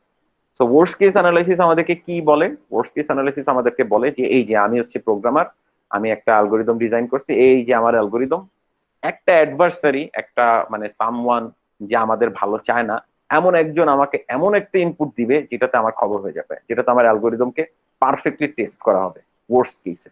তো সে আসলে জানে যে আমার অ্যালগোরিদমটা কেমন, অ্যালগোরিদমের দুর্বলতা কোথায়, সেই অনুসারে সে এমন একটা ইনপুট ডিজাইন করবে যেটা আমার অ্যালগোরিদমের জন্য টেরিবল হবে। সো এটা সুবিধা কি বলেন তো? এই যে আমরা এখন ওয়ার্স্ট কেস অ্যানালাইসিস করব কেন, আপনি তো আমাকে জিজ্ঞেস করতে পারেন যে স্যার ওয়ার্স্ট কেস অ্যানালাইসিস আমি কেন করব। আমি আপনাকে বলতেছি ওয়ার্স্ট কেস অ্যানালাইসিসের সুবিধা হচ্ছে ভেরি স্ট্রং গ্যারান্টি। তার মানে একটা অ্যালগোরিদম যদি তার সবচেয়ে খারাপ কেসেও কাজ করে, তার মানে আসলে কি? সবচেয়ে খারাপ কেসেও যদি কাজ করে কেউ, তার মানে আসলে কি? সবসময় কাজ করবে। বোঝা যাচ্ছে? বাকিটা কি বুঝতে পারতেছেন? জি স্যার। হ্যাঁ, একটা অ্যালগোরিদম যদি সবচেয়ে খারাপ কেসে কাজ করে, তার মানে সে বাকি সবগুলো কেসেও কাজ করবে। এখন উই ক্যান আস্ক যে স্যার আপনি বুঝতেছেন কিভাবে কোন কেসটা সবচেয়ে খারাপ, সেটা পরের আলোচনা। বাট আমরা যদি কেউ একজন, এই জন্যই বলতেছি যেটা আমি বুঝতেছি না, কোনো এক মানে দৈব শক্তি বা যে মানে মানে আমাদের ইয়ের বাইরে যে আসলে জানে যে অ্যালগোরিদমের জন্য কোনটা খারাপ, সে আমাদেরকে এরকম একটা অ্যালগোরিদম দেবে। তো যাই হোক, ওয়ার্স্ট কেসে জিনিসটা যদি পারফর্ম করে, এটাই হচ্ছে প্রো, যে গ্যারান্টিটা ভেরি স্ট্রং, যে কেউ যদি ওয়ার্স্ট কেসে পারফর্ম করে তার মানে আসলে সে সবসময় ভালো পারফর্ম করবে। কিন্তু এটার কোনটা কি বলেন তো দেখি? এর কোন হচ্ছে স্টিল ভেরি স্ট্রং গ্যারান্টি। একই জিনিস প্রো, সেম জিনিসই কন। কেন ভেরি স্ট্রং গ্যারান্টি কন কেন? আমরা এই লোকটাকে ঠেকানোর জন্য ভেরি স্ট্রং গ্যারান্টি দিচ্ছি, কিন্তু আমাদের রিয়েল ওয়ার্ল্ডে এরকম অ্যাডভার্সারি কি আসবে বলেন তো দেখি? রিয়েল ওয়ার্ল্ডে সবসময় কি আমাদের অ্যালগোরিদম ওয়ার্স্ট কেসের দেওয়া হবে? মানে সবসময় কি আমরা ওয়ার্স্ট কেস নিয়ে কাজ করব? না স্যার। আমাদের সবসময় ওয়ার্স্ট কেস নিয়ে কাজ করতে হবে না। আমরা কখনো বেস্ট কেস নিয়ে কাজ করব, কখনো এভারেজ কেস নিয়ে কাজ করব, এরকম। তো ওয়ার্স্ট কেসের জন্য আমরা যদি সবসময় প্রিপেয়ার থাকি, তাহলে আসলে আমরা ওই যে একটা ভূমিকম্প নিয়ে একটা নাটক ছিল, ওই যে একটা লোক হচ্ছে ভূমিকম্প নিয়ে এত ভয় পায়, মানে তার জীবনটা আসলে ভূমিকম্প ফোবিয়া দিয়ে মানে ভরা আর কি। তো সে ভূমিকম্প থেকে বাঁচার জন্য নানা রকম মানে মেথড ফলো করছিল বাসায়, যে এই যে মানে কিভাবে যখন ভূমিকম্প হবে তখন কিভাবে বাসা থেকে বের হবে, এইসব আর কি। তো এই ফোবিয়ার কারণে তার ফ্যামিলিও এফেক্টেড হয়েছিল। মানে এই নাটকটার বিষয় ছিল এটা, যে মানে এই একটা ভূমিকম্প ফোবিয়া মানুষকে কিভাবে এফেক্ট করে। তো সে হচ্ছে ওয়ার্স্ট কেসের জন্য প্রিপারেশন নিচ্ছিল, যেটা আসলে নর্মাল অপারেশনের জন্য খুব একটা ভালো না। সো ভেরি স্ট্রং গ্যারান্টি দেওয়ার আসলে কোনো প্রয়োজন নাই সবসময়, কিন্তু একই সাথে এটা প্রো, একই সাথে এটা কন। তো আমরা মানে নোয়িং বোথ প্রো অ্যান্ড কন, আমরা হচ্ছে ওয়ার্স্ট কেস অ্যানালাইসিসের দিকেই যাচ্ছি, কিছু করার নাই। সো ইনসারশন সর্ট কাজ করে, এটা আপনাদেরকে আমি মানে বিলিভ করতে বললাম, আপনারা বিলিভ করলেন, এই স্লাইড দেখতে হবে না, এটা জাস্ট একটা ফর্মাল প্রুফ।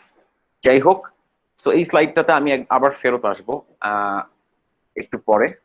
আমাকে একটু বলেন যে তাহলে গেল, আমি ধরে নিলাম যে ইনসারশন সর্ট কাজ করে ওয়ার্স্ট কেসে, ইনসারশন সর্টের ওয়ার্স্ট কেস কি সেটা একটু পরে আপনাদেরকে আমি জিজ্ঞেস করবো, একটু খেয়াল করে রাখেন।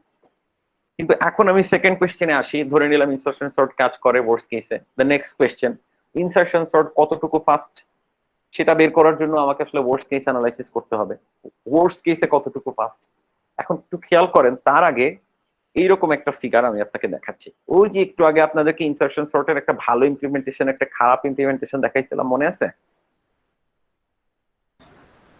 এই যে এই স্লাইডটাতে আমি বলছিলাম যে আপনারা দেখে রাখেন, আপনাদেরকে ইয়ে করতে হবে না, মানে বাসায় বসে চিন্তা ভাবনা করবেন। এই যে এটা একটা গুড ইমপ্লিমেন্টেশন বলছিলাম, এটা একটা ব্যাড ইমপ্লিমেন্টেশন বলছিলাম। একই অ্যালগরিদম, এটা খুব খারাপ ভাবে ডিজাইন করা, এক্সট্রা ডাটা স্ট্রাকচার লাগাইছে, বেশি সময় লাগাইছে, এটাতে এত কিছু লাগায় নাই। এটা গুড, এটা ব্যাড।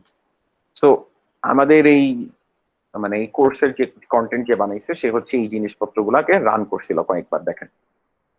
তো আমি যেটা বলতে চাচ্ছি, এটা হচ্ছে গুড ইমপ্লিমেন্টেশনের রান টাইম, এটা হচ্ছে ব্যাড ইমপ্লিমেন্টেশনের রান টাইম। খেয়াল করে দেখেন, এন আস্তে আস্তে বাড়তেছে, এটাও একভাবে বাড়তেছে, এটা আরেকভাবে বাড়তেছে। তো এই রান টাইমটা, তার মানে নাইভ ভার্সনটা খুব খারাপ, তার চেয়ে লেস নাইভ ভার্সনটা একটু বেটার। বোঝা যাচ্ছে আমি কি বলতে চাচ্ছি? নাইভ ভার্সনটা বেশ খারাপ, হ্যাঁ স্যার। গুড ইমপ্লিমেন্টেশনটা বেশ ভালো। কিন্তু দুইটা কিন্তু একই অ্যালগরিদম। খেয়াল করে দেখেন, দুইটা আসলে একই অ্যালগরিদম, জাস্ট ইমপ্লিমেন্টেশনে পার্থক্য। আপনি যদি আপনার বন্ধুর চেয়ে ভালো কোডার হন, আপনি যদি আপনার বন্ধুর চেয়ে এফিশিয়েন্ট কোডার হন, তাহলে আপনি এটা করবেন, আপনার বন্ধু একই অ্যালগরিদম এটা করবে। এই হচ্ছে কথা। আপনি হয়তো কোনো একটা কাজ কনস্ট্যান্ট টাইমে করবেন, সে হয়তো ওইটা কাজ করার জন্য 10-12টা অ্যারে কাজে লাগায় ফেলবে। তো এই হচ্ছে কথা, কিন্তু অ্যালগরিদম কিন্তু একই, খেয়াল রাখবেন। তো এইখানে মানে স্কিলের ব্যাপার স্যাপার আছে, কে নাইভ আর কে লেস নাইভ, সেইটার ব্যাপার স্যাপার এখানে আছে। এখন সমস্যা স্যার, তার যেটা, মানে জি একই অ্যালগরিদম নানাভাবে ইমপ্লিমেন্ট করা যায়। চমৎকার কথা, মানে অবজারভেশন। একই অ্যালগরিদম নানাভাবে ইমপ্লিমেন্ট করা যায়, একই অ্যালগরিদম মানে মোস্ট এফিশিয়েন্টও করা যায়, আবার একই অ্যালগরিদম ওয়ার্স্ট অফ দ্য ওয়ার্স্টও করা যায়। দেখা যাবে একই অ্যালগরিদম রান করতেছেন, আপনার 1 বছর লাগতেছে, লিটারালি 1 বছর, আরেকজনের 10 সেকেন্ড লাগতেছে। আমি আপনাকে একটা এক্সাম্পল দিই ছোট্ট, মানে আমার নিজের জীবন থেকে। সেটা হচ্ছে আমার এক বন্ধু রিসার্চ প্রজেক্ট করতেছিল তার সুপারভাইজারের সাথে। তো তার প্রচুর সিমুলেশন চালাইতে হয়, আমি যতদূর শুনছি। সে 2 মাস ধরে শুধু সিমুলেশন চালাচ্ছিল, 2 মাস ধরে সে শুধু সিমুলেশন চালায়, শেষ পর্যন্ত রেজাল্ট বের হয়েছে, সেগুলা নিয়ে পেপার লেখা শুরু করছে। মানে তার পেপারে একটা বাইরের ইউনিভার্সিটির প্রফেসর আছে, university of California San Diego. So সেই প্রফেসর পেপার লেখার, মানে পেপারের ডেডলাইনের আর 2-4 দিন বাকি আছে, মানে পেপারটা লেখালেখি অলমোস্ট কমপ্লিট। সেই সময় সেই প্রফেসর আবিষ্কার করছে যে যেই সিমুলেশন গুলা, মানে যেই কোড গুলা রান করা হয়েছে, সেই কোডে একটা ভুল আছে। একটা কাজ করা হবে বলছিল, সেটা করা হয় নাই। আচ্ছা, আপনারা কি আমার সাথে আছেন please? G sir. G sir. মানে যেই কাজটা করা হবে বলছিল সেটা করা হয় নাই। তো আমার ফ্রেন্ড কি করলো, আমার ফ্রেন্ড তাড়াতাড়ি মানে কোডের দিকে তাকাইলো। এবার দেখেন প্রফেসররা কত চমৎকার মানুষ, সে কোড দেখেই নাই, সে রেজাল্ট দেখছে শুধু। সে শুধু গ্রাফ, ফিগার, টেবিল দেখেই বলতেছে যে কোডে এই জিনিসটা করা হয় নাই। এবং একটা কোড যদি 2 মাস ধরে রান করে, তার মানে বুঝতেই পারতেছেন যে মানে কোডের পিছনে আসলে ঝামেলা আছে, মানে লম্বা লম্বা কোড এই আর কি। একদিনে বুঝে যাবেন, এক বসায় আপনি আমি বুঝে যাবো এমন কোড না, আর domain specific code, biological code. তো সে, আমার বন্ধু যেটা বললো আমাকে, যে সে দেখে যে সে চেক করার সময় একটা লাইন কমেন্ট করে রাখছিল কোডে ভুলে, ওই একটা লাইন শুধু এক্সিকিউট হয় নাই। এই জন্য তার এই যে 2 মাসের ইমপ্লিমেন্টেশন পুরাটাই 12টা বেজে গেছে। তার পেপার সাবমিশন করার আর 2 দিন বাকি। ওই সময় সে জানতে পারছে যে তার এই 2 মাসের করা কাজ কমপ্লিটলি গার্বেজ। সো আমি মানে তার সাথে আমার কথা হয়েছে এই কারণে যে সে হচ্ছে আপনার আমার বন্ধু বান্ধবের কাছে বা আমাদের সবার কাছে সাহায্য চাইছিল যে কেমনে এটা এখন ঠিক করা যাবে। তো সে যেটা করলো, চমৎকার একটা কাজ করছে। সে নেক্সট 2 দিন, এতদিন সে শুধু মানে ডেটা কালেকশন, ডেটা মানে প্রসেস করা আর অ্যালগরিদমের রেজাল্ট, এটার উপরে টাইম দিছে। কিন্তু এখন যেহেতু তার হাতে মাত্র 2 দিন সময় আছে, সে এইবার চিন্তা করলো যে এখন আমার যদি এই পেপারটা সাবমিট করতে হয়, তাহলে আমাকে অবশ্যই এই কোডকে ফাস্ট করতে হবে। তো সে ফাস্ট করে মানে এই 2 মাস মানে 60 দিন ধরে যে কোড সে রান করছে, সে শেষ পর্যন্ত বিভিন্ন রকম অপটিমাইজেশন করে কোডটা 48 ঘন্টায় রান করানোর ব্যবস্থা করছে। একই কোড, যে নতুন কোনো ডেটা স্ট্রাকচার ব্যবহার করছে, নতুন অ্যালগোরিদম ফলো করছে তা না, হয়তো নতুন ডেটা স্ট্রাকচার ব্যবহার করছে, বাট কোনো নতুন অ্যালগোরিদম ফলো করে নাই, দ্য সেম অ্যালগোরিদম। সে হচ্ছে মানে কম্পিউটেশনাল, মানে তার জালবা দেখায় 48 ঘন্টায় নিয়ে আসার ব্যবস্থা করছে। কিন্তু স্যাড ব্যাপার হচ্ছে তার বাকি ছিল 48 দিন। তো 48 দিনে সে, এটা তো শুধু কোড মানে কোড রান করা, সেই কোড অনুসারে তো আবার তাকে পেপার লিখতে হবে। তো দিন শেষে সে পেপারটা সাবমিট করতে পারে নাই, দুঃখের বিষয়। কিন্তু যেটা ফানি পার্ট মানে যেটা হচ্ছে মোস্ট ইম্পর্টেন্ট পার্ট, সেটা হচ্ছে সে 2 মাস ধরে যে কাজ করছে সেটা সে 2 দিনে করে ফেলতে পারার সক্ষমতা অর্জন করছে। এই হচ্ছে ঘটনা। বিপদে পড়লে মানুষজন এটা করে ফেলতে পারে, এই হচ্ছে কথা। সে বিপদে পড়ছিল বলে পারছে, আদারওয়াইজ সে পারতো না। সো ওই একই অ্যালগরিদম, আমি এই কথাটা কেন বললাম, কারণ একই অ্যালগরিদম আপনার জালওয়ার উপর ডিপেন্ড করে, আপনার স্কিলের উপর ডিপেন্ড করে নাইভ থেকে নাইভ হইতে পারে, গুড থেকে গুড হইতে পারে। এই হচ্ছে ঘটনা। এখন ঘটনা যেটা সেটা হচ্ছে, আমি যদি এখন প্রোগ্রামারের স্কিলের উপর ডিপেন্ড করি এবং সেইটা টাইম নিয়ে অ্যালগরিদম ভালো না খারাপ চিন্তা করতে যাই, তাহলে কি হবে? সমস্যাটা কি বোঝা যাচ্ছে? না আমি একই অ্যালগরিদম আপনি ইমপ্লিমেন্ট করলেন, আপনার লাগলো 10 দিন, আমার লাগলো 3 মিনিট। আমি এখন বলতে পারবো যে এই অ্যালগরিদমটা ভালো বা এই অ্যালগরিদমটা খারাপ? এটা কি অ্যালগরিদমের মেরিট নাকি প্রোগ্রামারের মেরিট? প্রোগ্রামারের মেরিট। তাহলে কতক্ষণ টাইম লাগছে আসলে, মানে একটা অ্যালগরিদম রান করতে কতক্ষণ টাইম লাগছে, এটা আসলে অ্যালগরিদমের মেরিট না। কিন্তু আমরা কোর্সের শুরুতেই বলছিলাম যে আমরা অ্যালগরিদমকে জাজ করব, মানুষকে না। অ্যালগরিদম যারা ইমপ্লিমেন্ট করতেছে তাদেরকে জাজ করব না। তাহলে সমস্যাটা কি হইলো? আমি যদি কত টাইম লাগছে এটা বের করতে চাই বা এটা দিয়ে কাউকে মাপতে যাই, তাইলে আমি আসলে ডুমড। সো একই অ্যালগরিদম বিভিন্নভাবে ইমপ্লিমেন্ট করা যায়, এই জন্য টাইম দিয়ে মাপা যাবে না। ফার্স্ট কথা হচ্ছে এইটা। So it can be slower depending on K code করতেছে, এটা একটা বিষয়। আরেকটা ইম্পর্টেন্ট বিষয় আছে, আপনি যদি ভালো হার্ডওয়্যারে কোড করেন, আপনার প্রসেসর যদি পাওয়ারফুল হয়, আপনার র্যাম যদি ভালো হয়, আপনার মেমোরি যদি বেশি থাকে, আপনার একই কাজ করতে কম সময় লাগবে। আর আমার যদি মানে হার্ডওয়্যার খারাপ থাকে, আমার একই কাজ করতে বেশি সময় লাগবে। খেয়াল করেন, শুধু যে এটা প্রোগ্রামার স্পেসিফিক তা না, একই কোড এক মেশিনে চলতে একরকম সময় লাগতে পারে, আরেক মেশিনে চলতে আরেক রকম সময় লাগতে পারে। তাহলে সমস্যা যে শুধু প্রোগ্রামারে তা না, দুই রকম সমস্যা। প্ল্যাটফর্মের সমস্যা, আপনি বলবেন আমি তো ওই কম্পিউটারে চালাইছি, আমি বলবো আমি ওই কম্পিউটারে চালাইছি। তাহলে অ্যালগরিদম আসলে ভালো না খারাপ বুঝার কিন্তু কোনো উপায় নাই। তাহলে 2 ধরনের সমস্যা হইতে পারে, ইমপ্লিমেন্টেশনের উপরে সমস্যা হইতে পারে, কোন হার্ডওয়্যারে কোডটা চালাচ্ছেন সেটার উপরে ডিপেন্ড করতে পারে। তো আমি যদি টাইম দিয়ে মানে ফিজিক্যাল টাইম দিয়ে মাপতে চাই যে কতক্ষণ লাগছে, এইভাবে আমি যদি অ্যালগরিদমকে জাজ করতে যাই, আমি বড় একটা ভুল করব। এই কাজটা করা যাবে না। ওকে, এটা যদি আপনারা বুঝে থাকেন, এখন আমরা তাহলে কি করব? আমরা আরেকটা উপায় করতে পারি যে যাই হোক, খারাপ হোক ভালো হোক, আর বেশি সময় লাগুক কম সময় লাগুক, ওইভাবে মাপবো না। আমি দেখবো কয়টা কাজ করতে হয় কম্পিউটারকে, কয়টা ইনস্ট্রাকশন কমপ্লিট করতে হয়, কয়টা অপারেশন কমপ্লিট করতে হয়। বোঝা যাচ্ছে? খেয়াল করেন, এটা কিন্তু আগের মতো না। আমি এখন ডিরেক্ট টাইম দিয়ে মাপতেছি না, আমি এখন নাম্বার অফ ইনস্ট্রাকশন দিয়ে মাপতেছি। বোঝা যাচ্ছে? যেমন এটা একটা ইনস্ট্রাকশন, এই যে কারেন্ট ইকুয়ালস টু এআই, এটা একটা কোড, এটা একটা লাইন, এটা এক লাইন। এইটা কতবার রান হয় সেটা গুনবো। এই সেকেন্ড লাইনটা জে ইকুয়ালস টু i-1, এটা কতবার রান হয় সেটা গুনবো। এই লাইনটা কতবার রান হয় সেটা গুনবো। এইভাবে করে প্রত্যেকটা লাইন কতবার রান হয় এগুলা গুনবো, গুনে এগুলা যোগ করব। তারপরে বলবো যে আমার এই অ্যালগরিদমটার এতগুলি ইনস্ট্রাকশন রান হয়। অন্য আরেকটা অ্যালগরিদম হইলে তখন আমি বলবো অতগুলি ইনস্ট্রাকশন রান হয়। বোঝা যাচ্ছে? আর বাকিরা কি আমার সাথে আছেন? জি স্যার। Yes, জি sir. স্যার।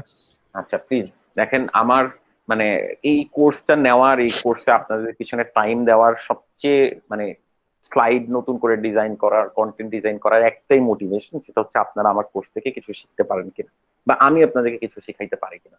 তো এই কোর্সে কেউ যদি লেফট আউট ফিল করেন তাহলে আসলে আমার মানে কষ্ট হবে, এই আর কি। তো লেফট আউট ফিল করার আগ পর্যন্ত আমাকে বাক করতে থাকবেন, এই হচ্ছে কথা। এইখানে যদি ক্লাসে বেশি বাক নাও করতে পারেন, ইনবক্সে বাক করবেন, অথবা হচ্ছে কি বলে, আমি হয়তো রাত্রে কোনো সেশন রাখতে পারি সামহাও, সপ্তাহে একদিন, ওইখানে এসে বাক করবেন। বাট এখান থেকে শিখে বের হইতে হবে। আপনি ভালো স্টুডেন্ট না খারাপ student, literally it doesn't matter এই কোর্সে। মানে কেউ যদি আপনাকে বলে, এই হচ্ছে কথা। এবং আমি ধরে নিচ্ছি ভালো স্টুডেন্ট খারাপ স্টুডেন্টের কনসেপ্ট এক্সিস্ট করে for this case right now. Okay, so এই হচ্ছে কথা। আমি যেটা বলতে চাচ্ছিলাম যে আমি যদি এইভাবে ইনস্ট্রাকশন মাপতে থাকি যে কয়টা ইনস্ট্রাকশন রান হয়েছে, সেটা আমরা করতে পারি, সেটা একটা ভালো কাজ। কিন্তু সমস্যা হচ্ছে এই কাজ করতে আমার 12টা বেজে যাবে। এই ইনস্ট্রাকশনটা কয়বার রান হয়েছে এটা বের করা এত সোজা না। এইটা একটা কাউন্ট রাফলি যে 2n² - 1টা ভেরিয়েবল অ্যাসাইনমেন্ট হয়েছে, এই যে এতগুলি কম্পারিজন হয়েছে, এটা কিভাবে সেটা বোঝার দরকার নাই। বাট এইটুকু তো বুঝতেছেন যে এটা একটা টেরিবল অপারেশন হবে, যে এই লাইনটা কতবার এক্সিকিউট হয়েছে এটা বের করতে যাওয়াটা কিন্তু খুব কঠিন ব্যাপার। তাইলে এইভাবে আমি কাউন্ট করে করে আগাবো, এটা আসলে খুব ফিজিবল কিছু না। তো এটা খুবই টেডিয়াস জব। এইভাবে করে আমি যদি করতে যাই তাহলে আমার অনেক কিছু মাথায় রাখতে হবে। এই অ্যালগোরিদমের কমপ্লেক্সিটি বের করতেই টোটাল একটা ক্লাস লাগবে সবাই মিলে। তো এইভাবেও করা যাবে না। আর তো আমাদেরকে এই যে অ্যাবস্ট্রাকশন গাই সাথে সাথে এসে আমাদেরকে বলবে যে এত বেশি জটিল করার তো কোনো প্রয়োজন নাই, তুমি মানে এত কঠিন ভাবে জিনিসপত্র করার প্রয়োজন নাই। তো আমরা এবার একটু অ্যাবস্ট্রাকশন গায়ের কথা শুনে যেটা করব সেটা হচ্ছে আমরা একটা নতুন কনসেপ্টে জাম্প করব, সেটা হচ্ছে big O notation. Big O notation আমাদেরকে কি বলে? বিগ ও নোটেশনের জিনিসটা অলরেডি আপনারা দেখে আসছেন, ওই যে অর্ডার অফ এন স্কয়ার, ওকে আমরা এবার ফর্মালি আপনাদের সাথে পরিচয় করাই দিব আজকে এন্ড নেক্সট ক্লাসে। আজকে একটুখানি, নেক্সট ক্লাসে একটুখানি। বিগ ও নোটেশন আমাদেরকে অ্যালগোরিদমের রানিং টাইমকে ওই মানে প্রোগ্রামিং ল্যাঙ্গুয়েজ, কোন প্রোগ্রামিং ল্যাঙ্গুয়েজ ইউজ করছি, কারণ জাভায় একরকম সময় লাগে, ইয়েতে একরকম সময় লাগে সিতে, তারপরে কোন কম্পিউটার ইউজ করতেছি সেটার উপরে সময় ডিপেন্ড করে, আবার কে কোড করতেছে, কার কোডের মানে এফিসিয়েন্সি কত, এই সব কিছু বাদ দিয়ে এগুলো আমরা কাউন্ট করব না। বিগ ও নোটেশন আমাদেরকে এরকম একটা সুবিধা দেয়। বিগ ও নোটেশন শুধু এটা মাপে অ্যালগোরিদমের ইনপুট কত বড়, অ্যালগোরিদমের ইনপুট কয়টা, অ্যালগোরিদমের ইনপুটের সাইজ কত, আর এই অ্যালগোরিদমটা রান করতে কতটুকু ইয়া লাগতেছে ইনপুটের ফাংশন হিসেবে জাজ করে। ইনপুট যত বড়, অ্যালগোরিদম রান করতে কত সময় লাগতেছে। তো অ্যালগোরিদমকে আমি এখন কমপ্লিটলি জাজ করব শুধু ইনপুটের সাপেক্ষে। খেয়াল করেন, কে কোড করতেছে, ইমপ্লিমেন্টেশন হচ্ছে কি হচ্ছে না, এগুলা কিচ্ছু দিয়ে না, অ্যালগোরিদমের ইনপুট কত সেই সাপেক্ষে তার কত সময় লাগে। এই হচ্ছে আমাদের বিগ ও নোটেশন আমাদেরকে এই জিনিসটা পরিচয় করাই দেবে। সো এটা কেমন আইডিয়া, খেয়াল করেন। ধরেন আপনার অ্যালগোরিদমের রান টাইম হচ্ছে এত, মানে আসলে এত টাইম লাগে, তাহলে বিগো আপনাকে যেটা বলবে সেটা হচ্ছে এই 100, এটা আসলে প্ল্যাটফর্ম ডিপেন্ডেন্ট জিনিস, এটা আসলে কে কোড করতেছে সেটার উপর ডিপেন্ড করে, এটা আসলে আপনার কোন প্রোগ্রামিং ল্যাঙ্গুয়েজ ইউজ করতেছেন সেটার উপর ডিপেন্ড করে, এটা ফালায় দাও। এই যে এইখানে কনস্ট্যান্ট, এটাও সেই রকম একটা জিনিস, প্ল্যাটফর্ম ডিপেন্ডেন্ট, এগুলা ফালায় দাও। যে পোর্শনটা শুধু ইনপুটের উপর ডিপেন্ড করে সেটা হচ্ছে দিস এন স্কোয়ার, এইটা আসলে অন্য কিছুর উপর ডিপেন্ড করে না, শুধু ডিপেন্ড করে আমার ইনপুটের উপরে। বোঝা যাচ্ছে? জি স্যার। কারণ এন আমার ইনপুটের সাইজ, সো এন স্কয়ার অবশ্যই ইনপুটের উপর ডিপেন্ড করে। তাহলে এই পুরো অ্যালগোরিদমের কমপ্লেক্সিটিকে বলবো আমরা order of N square, order of N square, এটাই বলবো। এখন খেয়াল করেন এখানে একটা চমৎকার শব্দ আছে, সেটা হচ্ছে asymptotic running time. Running time না, অ্যাসিম্পটোটিক রানিং টাইম। অ্যাসিম্পটোটিক মানে কি? অ্যাসিম্পটোটিক একটা ম্যাথের শব্দ। ম্যাথে এই শব্দটার মানে কি? ম্যাথে এই শব্দটার মানে হচ্ছে একটা মানে ফাংশনের ইনপুট, এই ফাংশনের ইনপুট কি এন, একটা ফাংশনের কি অবস্থা হবে যখন ইনপুটটা বাড়তে বাড়তে ইনফিনিটির দিকে যায়। ফাংশনের ইনপুট আস্তে আস্তে বাড়তে বাড়তে যখন ইনফিনিটির দিকে যাবে তখন আমার ফাংশনটার কি অবস্থা হবে, এই অ্যানালাইসিসকে বলে অ্যাসিম্পটোটিক অ্যানালাইসিস। মানে অ্যাসিম্পটোটিক মানে হচ্ছে ইনপুট যদি বাড়তে বাড়তে ইনফিনিটির দিকে যায়, অসীমের দিকে যায়, তখন যে অ্যানালাইসিসটা আমরা করি সেটাকে আমরা বলি অ্যাসিম্পটোটিক। তার মানে এই যে অর্ডার অফ এন স্কয়ার বলতেছি সেটার যে আসল আইডিয়া সেটা হচ্ছে, খেয়াল করেন, এন এর ভ্যালু যদি অনেক বাড়ে, এন এর ভ্যালু যদি বাড়তে বাড়তে ইনফিনিটির দিকে যায়, তখন এই 100 এটা কি আর ম্যাটার করবে? দেখেন তো, এটা তো তখন অনেক বড়, রাইট? এন স্কয়ারটা অনেক বড় না? এন যদি অনেক বড় হয় তাহলে এন স্কয়ারের সাথে এই যে 100 যোগ করছি সেটা আসলে নেগলিজিবল, ফালাই দিলাম। আবার এন স্কয়ার যদি অনেক বড় হয়, এটার সাথে যে কনস্ট্যান্টটা আছে এটা আসলে নেগলিজিবল, মানে এটা তো একটা কনস্ট্যান্ট, আর এন হচ্ছে আনবাউন্ডেডলি বড় হচ্ছে, ইনফিনিটির দিকে চলে যাচ্ছে, এটা অনেক বড়, এটাও ফেলে দিব, কনস্ট্যান্ট অ্যাডিশনও ফেলে দিব, কনস্ট্যান্টের অ্যাডিশনও ফেলে দিব, কনস্ট্যান্টের মাল্টিপ্লিকেশনও ফেলে দিব, পড়ে থাকবে শুধু এই এন স্কয়ার। এটাই বলতেছে যে অ্যাসিম্পটোটিক রানিং টাইম আমাদেরকে ওই আইডিয়াটা দেয় যে কোনো একটা আমার এন যদি বড় হইতে থাকে তাহলে যেটা হয়, এন যদি ইনফিনিটির দিকে যাইতে থাকে তাহলে যেটা হয়, শুধু এই পোর্শনটাই ডমিনেন্ট থাকে, শুধু এই পোর্শনটাই থাকে, আর বাকি সবাই আস্তে আস্তে ইনসিগনিফিকেন্ট হয়ে যায়। সো অ্যাসিম্পটোটিক রানিং টাইম আমাকে ওই জিনিসটাই বলে যে মানে অর্ডারের ভিতরে যে জিনিসটা থাকবে সেই জিনিসটাই আসলে ম্যাটার করে যখন এন অনেক বড়, বাকি আর কিছু ম্যাটার করে না। আমি এটাই বলতে চাচ্ছি, অর্ডারের ভিতরে যে জিনিসটা থাকবে এন অনেক বড় হইলে শুধু এইটুকুই ম্যাটার করে, আর বাকি এই হাবিজাবি কিছু ম্যাটার করে না। বোঝা যাচ্ছে? জি স্যার। জি স্যার। তাহলে তো এটা থিওরিটিক্যাল হয়ে গেল না, রিয়েল মানে চমৎকার অ্যাকচুয়ালি কথা, তো এটা একটা এরকম। থিওরিটিক্যাল জিনিস হয়ে গেল। আপনি জাস্ট আমার এই নেক্সট স্লাইডটা দেখলে প্রচন্ড খুশি হবেন, আপনার এই প্রশ্নের উত্তর নেক্সট স্লাইডে আসেন, একটু ওয়েট করেন। এখন এই এক্সাম্পলটা দেখেন, এই এক্সাম্পলটা আমাকে কি বলে, এই এক্সাম্পলে খেয়াল করেন, সবচেয়ে প্রথম কথা হচ্ছে এন যদি অনেক বড় হয় এটা তো অটোমেটিক আউট, এই সূত্র অনুসারে এই 100 যদি আউট হয়ে যায় এটাও আউট। এখন এইটার সাথে এটার কি পার্থক্য? এখানে দেখেন n স্কোয়ার আছে, এখানে n ও আছে, তাই না? এখন n যদি অনেক বড় হয়, যেমন খেয়াল করেন n যদি হয় 10 লাখ 10 টু দি পাওয়ার 6 মানে 1 মিলিয়ন, তাহলে n স্কোয়ার হবে কত? 10 টু দি পাওয়ার 12, রাইট? নাকি? জি স্যার। Yes sir. হ্যাঁ এটা 10 টু দি পাওয়ার 12 হবে। এখন 10 টু দি পাওয়ার 12 এর চেয়ে 10 টু দি পাওয়ার 6 মানে এটা হচ্ছে n, এটা হচ্ছে n স্কোয়ার। তো n স্কোয়ারের চেয়ে n কিন্তু অনেক ছোট, খেয়াল করে দেখছেন? শুধু ছোট না, 10 টু দি পাওয়ার 6 গুণ ছোট। তাহলে এটার চেয়ে এটা অলমোস্ট ইনসিগনিফিকেন্ট না? জি স্যার। খেয়াল করে দেখেন, এখানে কিন্তু n স্কোয়ার আছে, এখানে n ও আছে, কিন্তু n এর ভ্যালু যদি অনেক বড় হয় তাহলে শুধু এইটাই থাকবে, আসলে এই পোর্শনটুকু আর থাকবে না। দেখেন খেয়াল করেন, আমি কিন্তু স্ট্রং ক্লেম করতেছি আপনাদের সামনে। আমি বলছি তার মানে বোঝা যাচ্ছে? তাহলে শুধু যদি এইটুকু মানে মেইন আমার ডমিনেন্ট, সরি, শুধু যদি এইটুকু আবার ডমিনেন্ট পোর্শন হয় তাহলে স্টিল এই পুরো জিনিসটা অর্ডার অফ n স্কোয়ার। আপনারা কি কনভিন্সড? আমি আপনাদেরকে ছেড়ে দিব, আর 6:17 বাজে, সো আপনাদেরকে আর 4-5 মিনিট পরে ছেড়ে দিব, দুশ্চিন্তা করেন না। স্যার এটা আচ্ছা। একটু ক্লিয়ার হতে পারছি না স্যার। আচ্ছা, সমস্যা নাই, আমি আপনাকে বলছি কোন জিনিসটা ক্লিয়ার হতে পারছেন না, যে n স্কয়ার এই সেকেন্ড এক্সাম্পলটা নাকি প্রথমটাই? স্যার সেকেন্ড এক্সাম্পলটা স্যার। আচ্ছা, প্রথম এক্সাম্পলে আমি বলছি যে n স্কয়ারের সাথে যে কনস্ট্যান্ট গুলো অ্যাড আছে সেগুলো n যদি অনেক বড় হয় তাহলে আসলে ইট ডাজন্ট ম্যাটার, এটা ইট ডাজন্ট ম্যাটার। n স্কয়ারের সাথে যে কনস্ট্যান্ট গুলো আছে সেগুলো আসলে ইনসিগনিফিকেন্ট হয়ে যায়, it doesn't matter.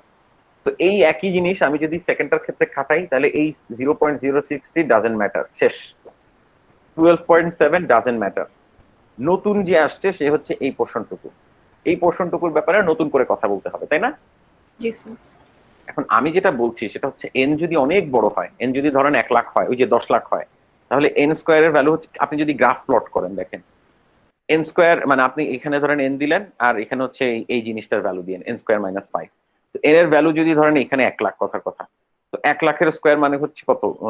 10 to the পাওয়ার 10, মানে এই বড়। আর সেখান থেকে মানে অনেক উপরে, শুধু উপরে না, মানে অনেক অনেক অনেক উপরে, এটা হচ্ছে এই পুরাটা হচ্ছে 10 টু দি পাওয়ার 12। তাহলে তার তুলনায় 10 টু দি পাওয়ার 6 অনেক ছোট না? কত গুণ ছোট? 10 টু দি পাওয়ার 6 গুণ ছোট। তার মানে এটা যদি 1 হয় এটা আসলে 10 টু দি পাওয়ার 6, বা এটা যদি 1 হয় তাহলে এটা হচ্ছে 0.0, 5টা জিরোর পরে একটা 1। খেয়াল করে দেখেন কত ছোট, 5টা জিরোর পরে একটা 1, মানে এইটা যদি 1 হয় তাহলে এটা হচ্ছে এত ছোট। তো এই নেগলিজিবল টার্মটা আমি এটার সাথে যোগ করি আর বিয়োগ করি, কিছু আসে যায়? না স্যার। বোঝা যাচ্ছে? আমি কিন্তু বিয়োগ করতেছি, খেয়াল করে দেখেন, আমি এই জিনিসটা n স্কয়ার থেকে এটা বাদ দিচ্ছি, তাহলে এই টার্মটা এতই নেগলিজিবল যেটা আসলে ম্যাটার করে না। বোঝা যাচ্ছে? জি তাহলে স্যার। শেষ পর্যন্ত থাকে হচ্ছে অর্ডার, সিগনিফিকেন্ট টার্ম হিসেবে থাকে হচ্ছে অর্ডার অফ n স্কয়ার। এটাকে আমি রাখলাম, বাকিগুলোকে ফেলে দিলাম। সো আমার এই মানে সেম আইডিয়া যদি আপনি ক্যারি আউট করেন নেক্সট এক্সাম্পলে, এইটা হচ্ছে n টু দি পাওয়ার 1.5, এটা হচ্ছে n to the power half. কোনটা থাকবে বলেন তো? শুধু এইটুকু থাকবে। ফার্স্ট এটা। এই ফার্স্টের এইটাও যাবে না, এই যে দেখেন এইটার সাথে কিন্তু চমৎকার একটা বিশাল বড় কনস্ট্যান্ট যোগ গুণ করা আছে। তারপরেও n এর উপরে ডিপেন্ড করে শুধু এই পোর্শনটা, এত বড় কনস্ট্যান্ট ম্যাটার করে না, কনস্ট্যান্ট এমনিই বাদ। আর n এর উপরেও যে পোর্শনটুকু ম্যাটার করে সেটাও আবার হাফ, এটা 1.5, তো থাকবে শুধু এইটা। তো একই ইয়ে ফলো করলে, এই যে দেখেন যে থিওরির কথা জিজ্ঞেস করছিলেন, দেখেন আমি আপনাকে একটা ছোট্ট এক্সাম্পল দিই। 1.5, সরি, n টু দি পাওয়ার 1.51, এইটা যদি এরকম থাকে, আমার একটা অ্যালগরিদম এরকম থাকে, প্লাস আমার অ্যালগরিদমের রান টাইম হচ্ছে n টু দি পাওয়ার 1.50, ধরেন 89, কথার কথা। তো এইটা হচ্ছে আমার অ্যালগরিদমের total run time, n to the power 1.51 plus এইটা। এখন খেয়াল করেন এই দুইটার মধ্যে পার্থক্য কিন্তু খুবই কম, খুবই কম। আমি ইচ্ছা করে এমন একটা জেনারেট করছি, এটা হচ্ছে 89 আর এটা হচ্ছে 100, মানে শেষে, তাও আবার 1 এর মানে পয়েন্টের অনেক পরে গিয়ে। তো এইটা সিগনিফিকেন্ট হইতে অনেক সময় লাগবে, মানে n এর ভ্যালু অনেক লক্ষ লক্ষ কোটি কোটি গুণ বড় হইলে তখন হচ্ছে এইটা সিগনিফিকেন্ট হবে, এটা ফালানোর মতো উপায় হবে। তারপরেও যেহেতু এটা একটা থিওরিটিক্যাল ব্যাপার, আমাকে বলতেই হবে এটা হচ্ছে n to the power 1.51 complexity, এটা বাদ, n এর ছোট ছোট পাওয়ার গুলা বাদ, সেটা যত ছোটই হোক। বোঝা যাচ্ছে? জি স্যার। আচ্ছা, এইটাই বলতেছি যে এটা আসলে একটা থিওরিটিক্যাল বাউন্ড, কিন্তু ওই যে আসতেছে, আমি এটা মানে সমস্যায় আসতেছে, সো পরের স্লাইডেই আছে। তো এই স্টিল এই কেসে কি হবে? কনস্ট্যান্ট বাদ যাবে, কনস্ট্যান্ট অ্যাডিশন বাদ যাবে, পড়ে থাকবে n log n, n into log n। খেয়াল করেন n এর ভ্যালু গুণ করা থাকলে কিন্তু আপনি ফেলতে পারবেন না, এখানে কিন্তু বিয়োগ করা ছিল। তো যত ছোট log n এর চেয়ে যত ছোটই হোক যাই হোক, গুণ করা থাকলে কিন্তু ফেলতে পারবেন না। এই দুইটা কিন্তু একই করার ক্ষেত্রে যেটা হ্যাঁ বলেন স্যার যে আপনি যে এক্সাম্পল দিয়েছেন ইনটু দ্য পাওয়ার 1.5 আর জি, জি, 1.509, এখানে একটা নিব কেন এখানে? এটা তো দুইটাই আপনি সিগনিফিকেন্ট, দুইটাই মানে নিতে পারেন। কাছাকাছি তো। হ্যাঁ দুইটাই নিতে পারেন, একটু পরে আমি দেখাবো যে যদি আমি নেই, যদি একটা নিতে চাই আমি এটাই নিতে আচ্ছা পারি। খেয়াল করে দেখেন, আমি যদি বলি যে আচ্ছা আসতেছি একটু পরে, এই এই কথাটা প্লিজ আমাকে নেক্সট ক্লাসে একটু মনে করায় দিবেন, আপনাকে আমি সুন্দর একটা উত্তর দিব, পারবেন মনে করায় দিতে? আচ্ছা, হ্যাঁ তখন আপনি বুঝতে পারবেন যে আসলে কি ঘটনা ঘটতেছে আন্ডার দ্য হুড।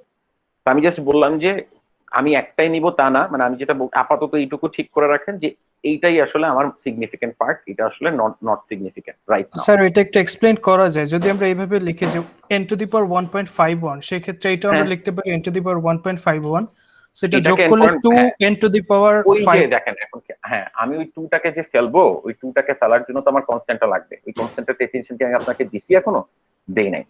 সো আসতেছি আমি এটাতে, নেক্সট ক্লাসে ওকে আসতেছি। স্যার। আমি ওইটাই করতাম, থ্যাংক ইউ ফর আমাকে হেল্প করার জন্য, কিন্তু এই হচ্ছে কথা। সো যাই হোক, এই যে সিগনিফিকেন্ট পার্ট হচ্ছে এইটা, এখানে সিগনিফিকেন্ট পার্ট হচ্ছে n log n, এই জন্য আমি বলবো order of n log n। দেখেন এইটুকু বুঝতে পারতেছেন কিনা, এতক্ষণ ধরে যা বুঝাচ্ছি পুরো ফার্স্ট ক্লাস থেকে, এটাই হচ্ছে আমার মেইন সামারি। এবং কোথা থেকে আসছে অর্ডার অফ n স্কয়ার, এটা যে অর্ডার অফ n স্কয়ার, আমি আপনাকে এই স্লাইড দিয়েও যদি শুরু করতাম, আপনি আপনার নিজেকে মানায় নিতে পারতেন যে হ্যাঁ এটাই, এভাবেই চলে পৃথিবী, এটা দিয়ে শুরু করতে পারতাম, আগে যা বলছি স্কিপ করতে পারতাম। কিন্তু না, এটা কেন দরকার, অন্যগুলাতে কি সমস্যা, সেটা বোঝাটা কিন্তু জরুরি ব্যাপার। আচ্ছা, এখন খেয়াল করেন, এটা একটা থিওরিটিক্যাল বাউন্ড। আচ্ছা, এটার একটা আবার একটা এক্সাম্পল, 10 ফালাই দিব, এগুলা ফালাই দিব, এগুলা ফালাই দিব, থাকবে শুধু অর্ডার অফ n স্কয়ার। এটাই হচ্ছে আমি বলতে যাচ্ছিলাম। এখন প্রো কি? এটা প্রো হচ্ছে এই যে hardware specific, language specific, programmer specific যত জিনিসপত্র আছে সব ফেলে দেয়, শুধু ইনপুট কত বড়, অ্যালগোরিদম রান করতে কত সময় লাগে এটা ম্যাচ করে, ইনপুটের সাথে সম্পর্ক, আর সবকিছু বাদ। এই যে দেখেন, এই যে 10, এগুলো হচ্ছে প্রোগ্রামার স্পেসিফিক, এগুলা হচ্ছে ধরেন ল্যাঙ্গুয়েজ স্পেসিফিক, এগুলা হচ্ছে আর কি প্ল্যাটফর্ম স্পেসিফিক, সব বাদ, থাকবে শুধু n। তো এইটা হচ্ছে একটা বড় সুবিধা, এই সুবিধাটা আমরা চাই। অ্যালগোরিদমকে অ্যানালাইজ করা ইজি করে, এই হচ্ছে কথা। কোন কোন মানে কোন মেশিনে করব না করবো এসব নিয়ে কোনো কথাবার্তা বলতে বলে না, এবং দিন শেষে অ্যালগোরিদমকে একটা একটার সাথে কম্পেয়ার করতে হেল্প করে। একই সাইজের ইনপুট দিলে কোনোটা যদি n স্কোয়ার হয় আর কোনোটা যদি n কিউব হয়, তাহলে আমি বলবো অবশ্যই n স্কোয়ারটা ভালো।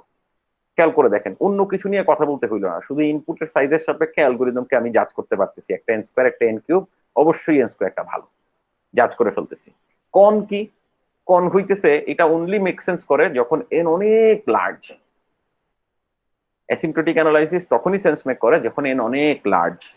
এবং এইটা সবসময় মানে একটা মানে বেহুদা কথা, কারণ আমরা যখন অ্যালগোরিদম রান করি, আমাদের n এর ভ্যালু কখনোই ধরেন আমরা ম্যাক্সিমাম 10, 20, 30, 40-এর বেশি যাই না, বা 2000, 4000-এর বেশি যাই না।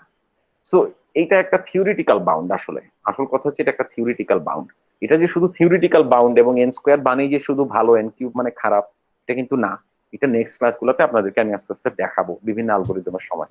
এবং খেয়াল করে দেখেন, হ্যাঁ, So what এই is this exam n representing?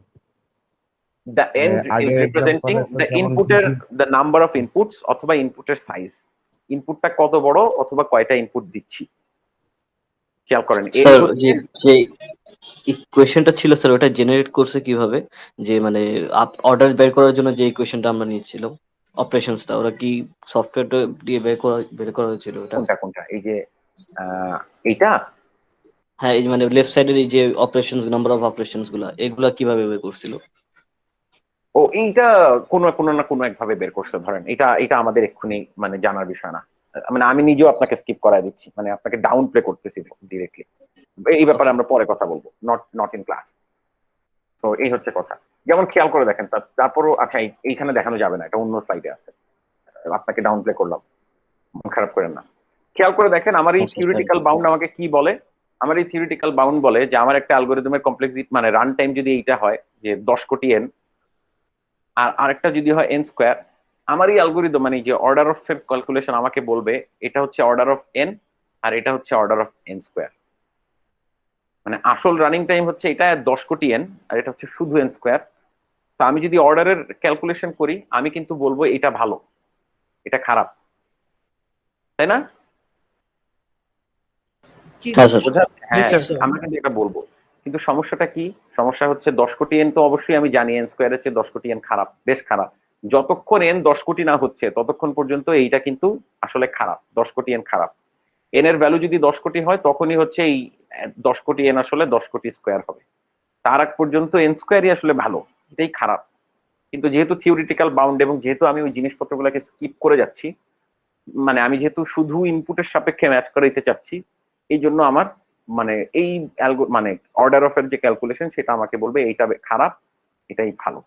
তো এটা হচ্ছে কন। আপনি কি এখন বুঝতে পারছেন যে এটা একটা থিওরিটিক্যাল বাউন্ড এবং এটা সবসময় সেন্স মেক করে না?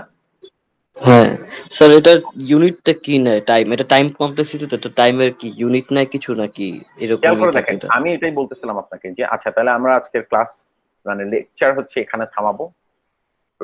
6:27 বাজে।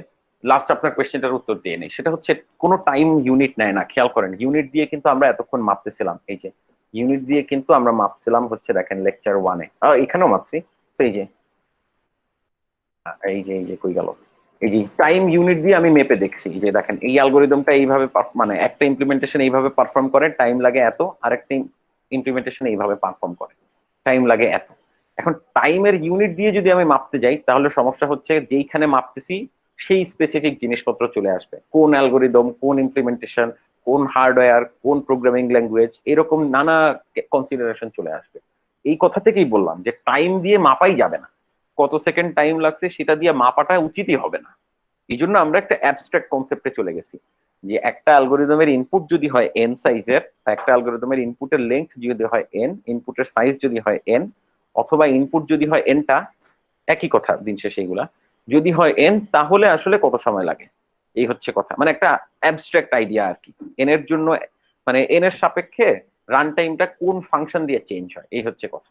কোনটা বেশি লাগে কোনটা কম লাগার চেয়ে আমরা যেটাতে ইন্টারেস্টেড এই ফিগার থেকে, যেটা আসলে এন স্কোয়ারের মতো করে চেঞ্জ হয়, যে এই মানে কার্ভটা দেখতে মোটামুটি ওয়াই ইকুয়ালস টু এক্স স্কোয়ারের মতো, তো এটা আসলে অর্ডার অফ এন স্কোয়ার।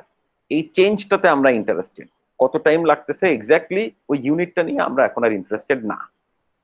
বোঝা যাচ্ছে? হ্যাঁ স্যার, মানে বেসিক্যালি ইনপুটের ফাংশন টাইম মেজার করতেছে, বাট Yes, টাইমের yes, সাথে কোনো exactly. রিলেশনই নেই। টাইমের সাথে কোনো রিলেশন নাই। আমরা যে বলতেছি run time, it's no more time. আমরা টাইম দিয়ে মাপতে চাচ্ছিলাম কিন্তু গিয়ে দেখলাম আসলে এটাতে সমস্যা হচ্ছে। So it's no more uh time bound thing, it's rather an input bound thing, যদিও আমি মুখে বলতেছি রান টাইম। বোঝা যাচ্ছে? হ্যাঁ স্যার। আচ্ছা, খেয়াল করেন এই জিনিসপত্রগুলো কিন্তু আপনাদেরকে মানে হেল্প করবে, বুঝতে হেল্প করবে। সো এরপরে অ্যালগোরিদম গুলো যখন আসবে সেই অ্যালগোরিদম গুলো অন দ্য ফ্লাই বুঝতে হেল্প করবে যে আসলে কি করতে চাচ্ছি এবং কেন করতে চাচ্ছি। কি করতে চাচ্ছির উত্তর দেওয়া খুব সোজা, এই অ্যালগোরিদম এই প্রবলেম সলভ হবে, এই নাও ইমপ্লিমেন্ট করো, শেষ। কিন্তু আসলে আমরা এটা কেন করতে চাচ্ছি সেই মানে এটা আপনাকে হেল্প করবে যদি আপনি থিওরিটিক্যাল বাউন্ড গুলো ভালো মতো বুঝেন। নেক্সট ক্লাসে আমরা হচ্ছে ওই বিগ ওমেগা হাবিজাবি দেখাবো, আরো যা যা আছে নেক্সট ক্লাসে আমরা দেখবো, এই আর কি। টেনশন করেন না, ল্যাবের অ্যাসাইনমেন্ট হচ্ছে একটু মানে ইয়ে দিয়ে হেল্প মানে করেন, শুরু করেন আস্তে ধীরে। ল্যাবে ফাইল আইও টাইও এগুলা করলেই 15-20 মার্কস পাওয়া হয়ে যাবে, এই হচ্ছে কথা। ওকে, আপনারা অনেকে আমার সাথে ছিলেন,